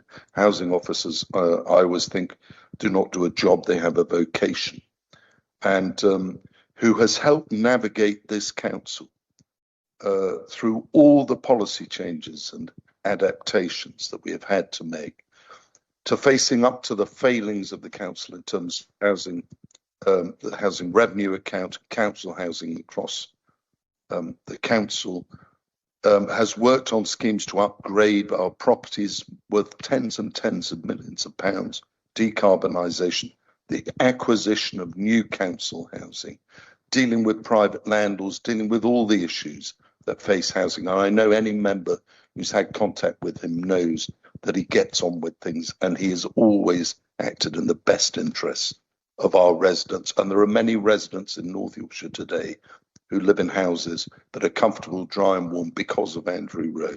So I'd like to pay a tribute to him and thank him for all he's done. And I will certainly miss him greatly. Apart from that, I'm happy to take questions. Councillor Colling. Thank you. I worked with Andrew for many years at Scarborough Borough Council. I'd echo those statements, although I do think you shouldn't have used your question time to make them, and we should have asked the chair for a little bit longer. But my question's really brief, and I hope your answer will be equally informative and brief. Can you please update council on the progress or otherwise of the Housing Accelerator programme in Caton? For those of you that don't know, that's south of Scarborough, includes the Seymour area, but specifically Caton. Thank you. Thank you for the question. It's not me, it's Councillor Crane, that one. If I could just come back, I did email Democratic Services and said I wasn't sure who that question was for, and I copied in Councillor Crane and Councillor Phillips. I'm pretty sure it's not you, Heather, but I know you've got some bit of planning. So I did my bit. I just think nobody told me who to direct it to. A written answer from whoever the right person is. In fact, I'm sorry, because we did discuss it and I pointed out it wasn't me, but yeah. Thank you, Chair. And Simon, you've taken so far 1 minute, you've left 1 minute 15 seconds for answers. I just want to ask a question, but first of all, I should state interest that I am a member of various itinerant bands across the county, and fellow band members have raised the issue of payment for concerts, and they brought to my attention the fact that the council pays musicians to play on the bandstand at Peace Home Bandstand in Scarborough, but doesn't pay for any of the other musicians to play on any of the other bandstands through North Yorkshire. And my question is, does Councillor Myers think, and of course I support paying for bands to play in these sites, but my question is, does Councillor Myers think it's fair that that the council only provides such funding in Scarborough and nowhere else in the county? Thank you, Andrew, and you did actually give me the heads up on this, as they say. And I would also say I don't believe our meeting into. I don't think there is 5 minutes for members' statements and questions. I think there's 5 minutes for questions. That's what the Constitution says, unless you've amended it. Anyway, I'm sure the chairman will indulge me. There are two answers to this, Councillor. One is that actually the provision of bandstands and the rest throughout the rest of the county doesn't sit with me. It sits with Councillor Taylor. It comes under Parks, so it's not mea culpa, not. But in terms of Peason Park, the reason for that is that does strangely sit with me. But there is a large council offering Peason Park, a lot of paying attractions, And so the band is part of the offer for that, which is different to most of the other situations across North Yorkshire. But I'm sure Councillor Taylor can take up the point more generally, but that's why we pay a modest sum for bands in Heason Park. Given the long extra few minutes that Councillor Simon Myers took over what he was saying earlier in respect of Andrew, I'm going to allocate another 2 minutes. So, Councillor Goodrick, can I ask you to be very brief, though? Yes, thank you, Chairman, and congratulations to you and your Vice Chair on your appointments. I'm confident you will discharge your duties in an exemplary manner. I'm grateful to the executive member for all the work he does on his portfolio. However, as Chair of Corporate Parenting and Children and Families Overview and Scrutiny, it's becoming increasingly clear that we have an increased need for quality accommodation for our care leavers. Please, can I ask him to work with the Children and Young People Service and myself to increase the offer to our young care leavers as quickly as possible? Thank you, Chair. Thank you very much, Councillor, for highlighting a very, very important issue. If I can be brief at this point, obviously we do give a priority to care leavers in terms of all our housing services, but we are hoping to do far more. And as members will remember, and those detractors from our second homes council tax premium would do well to remember, that part of the money that we have ring fenced in that spend over the next 4 years is to provide more supported living for our most vulnerable residents and for care leavers. And there is an ongoing piece of work between housing and children and young people services to develop a programme for that. So I hope we'll have more engagement about that, but it's very important we get on and deliver and not just talk about it. Councillor Grogan, you've got 21 seconds. Well, I better congratulate you on your elevation and you're the Vice Chair as well. But the question, I feel duty bound, and I've not asked you, I'll send you a letter about this, but I feel duty bound to mention the fact that council housing in Selby is really in a bad state. It's increasingly, we're getting more and more voids. And I've just heard a wonderful eulogy for Andrew Rowe at Scarborough. Well, the picture might be rosy in Scarborough, but it's not rosy in Selby. And I'm grateful that you asked housing to come and speak to our area committee earlier on in the year, but there's nothing changing. In fact, it's getting worse, Simon. I'd just like you to do all you can to improve things. Many thanks. Well, I'm grateful to Councillor Grogan. As he will know, and members who are on the ONS committee will know, and those who read press releases and who read my statements to the council will know, the reason there are so many voids in Selby, Councillor Grogan, is nothing that this council did. It's what came before, and the fact is that there is a substantial proportion of unsuitable, unfit housing in Selby, and we will not let unfit housing to people, and that requires us to put a lot of investment into it, which we are doing.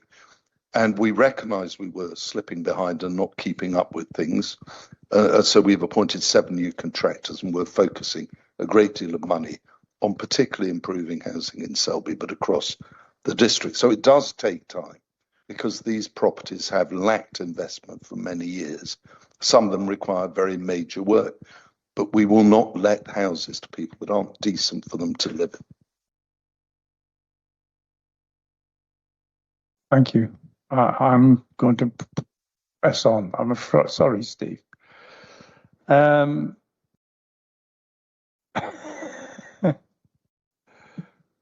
the chairs of the scrutiny boards, scrutiny board and overview and scrutiny committees indicate if they wish to speak on their statements or add further information?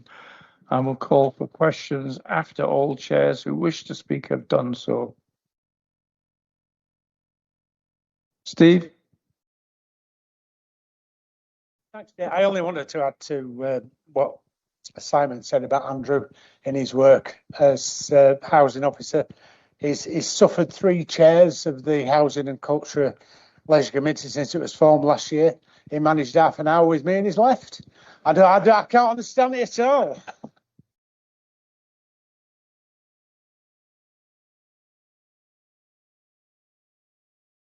No, the chairs wish to speak, right? And I take questions for the Chair of Scrutiny Board. Has anyone got questions for the Chair of Scrutiny Board, Councillor Karen Sedgwick? No. Scrutiny of Health Committee, Councillor Andrew Lee.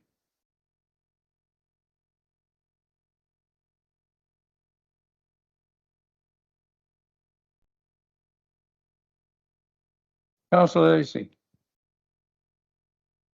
Thank you. A pre-submitted question and an important issue in terms of primary healthcare services across the county. Just simply, what lessons does the Chair of Health Scrutiny believe need to be learned from the recent and potentially ongoing risk of losing primary care services in the rural areas surrounding Reeth?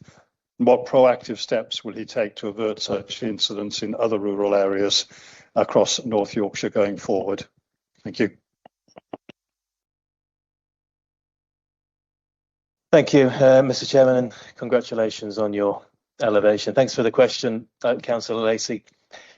I think it's communication is the key, early communication on anything that is under threat. I think we acknowledge that rural practices are under pressure, particularly the smaller ones, and that's true of Reeth. And across North Yorkshire, we want to be on top of these situations. So I think clear communication with the ICB so that we can identify problems. And of course, each practice will have its own unique set of challenges. But I think if we look at what happened in Reeth, I think the ICB acknowledges that perhaps 1 or 2 things could have been done differently. I think they've learned from this experience. And I think that Scrutiny of Health has led the way in getting stakeholders around the table. And I thank my colleagues on the committee for working collaboratively, speaking with the ICB, speaking with stakeholders, attending the meeting, and also to the Care and Independence for coming out as well and contributing to that meeting. And I think you see the results that can be achieved, the community there, people wanting to find the solution. So what looked like a very difficult position and a practice that was under real threat has now been turned around, and we have got a solution on the table. Slightly different service for the people of Reeth, but still, I believe they will receive absolutely fantastic care in the future. But in terms of what we're going to do next, as we discussed at the meeting, I gave a commitment that we would sit down with the ICB, we would ask them about other practices that could be under pressure, could be under threat. And I think we're going to talk about that certainly at the next Scrutiny of Health mid-cycle briefing, and I would welcome your input on that, Councillor Lacey. And then depending on which direction we want to take it in, and also mindful of Care and Independence and how closures might affect the work that that committee does, and also young people's overview and scrutiny as well.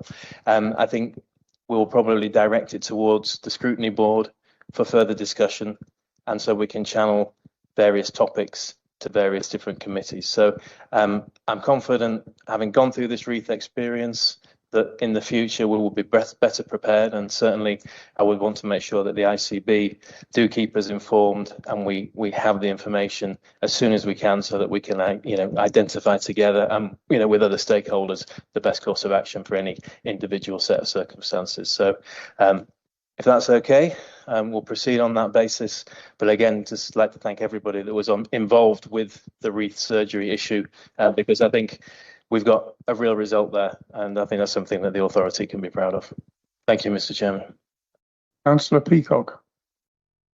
Yes, well, it was following on from what Peter said, because we had his question in advance. But I think that is interesting what you have just said, Andrew, because I think the important thing is we must never, ever let it happen. What happened at Reith on the 2nd of April, it was closing and everybody was going to be dispersed. I mean, dispersed, what a dreadful word to use.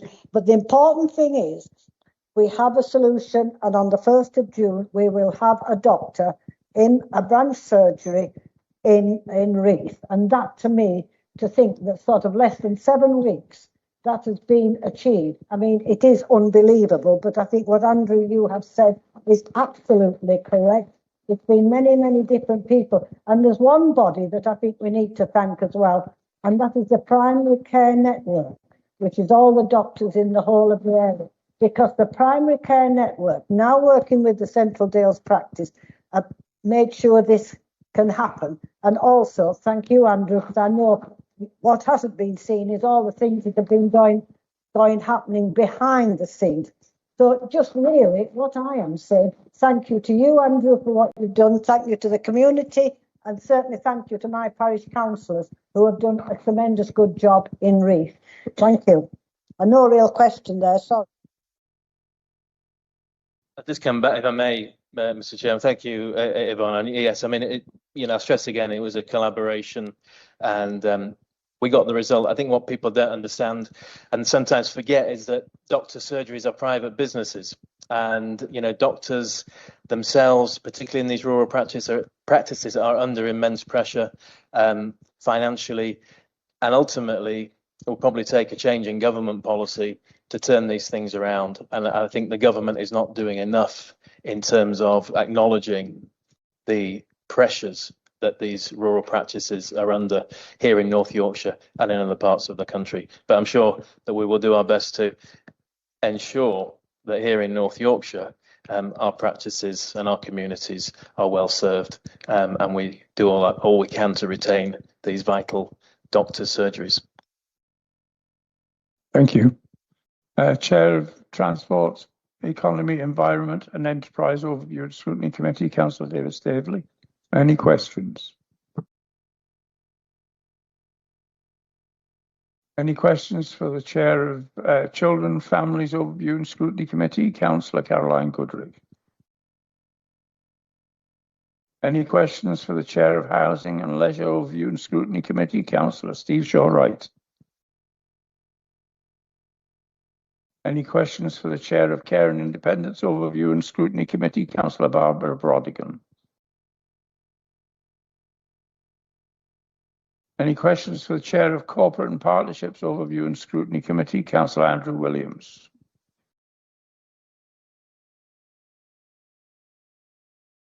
We now move on to item 23, use of special urgency procedures since the last council meeting. I call on Councillor Carl Les to move the recommendations regarding the use of special urgency procedures since the last meeting of the council, which are at page 381 of your papers.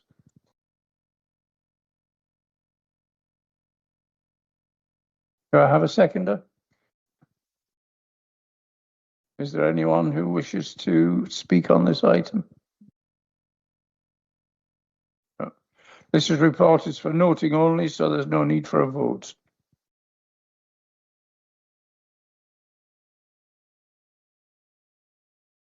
Item 24. Council Procedure Rule 10 questions. Are there any questions for chairs of any other of the council's committees? No. That's the end of the agenda of this annual council meeting, and thank you all for your patience during the meeting. The meeting is closed and live broadcast is now stopped.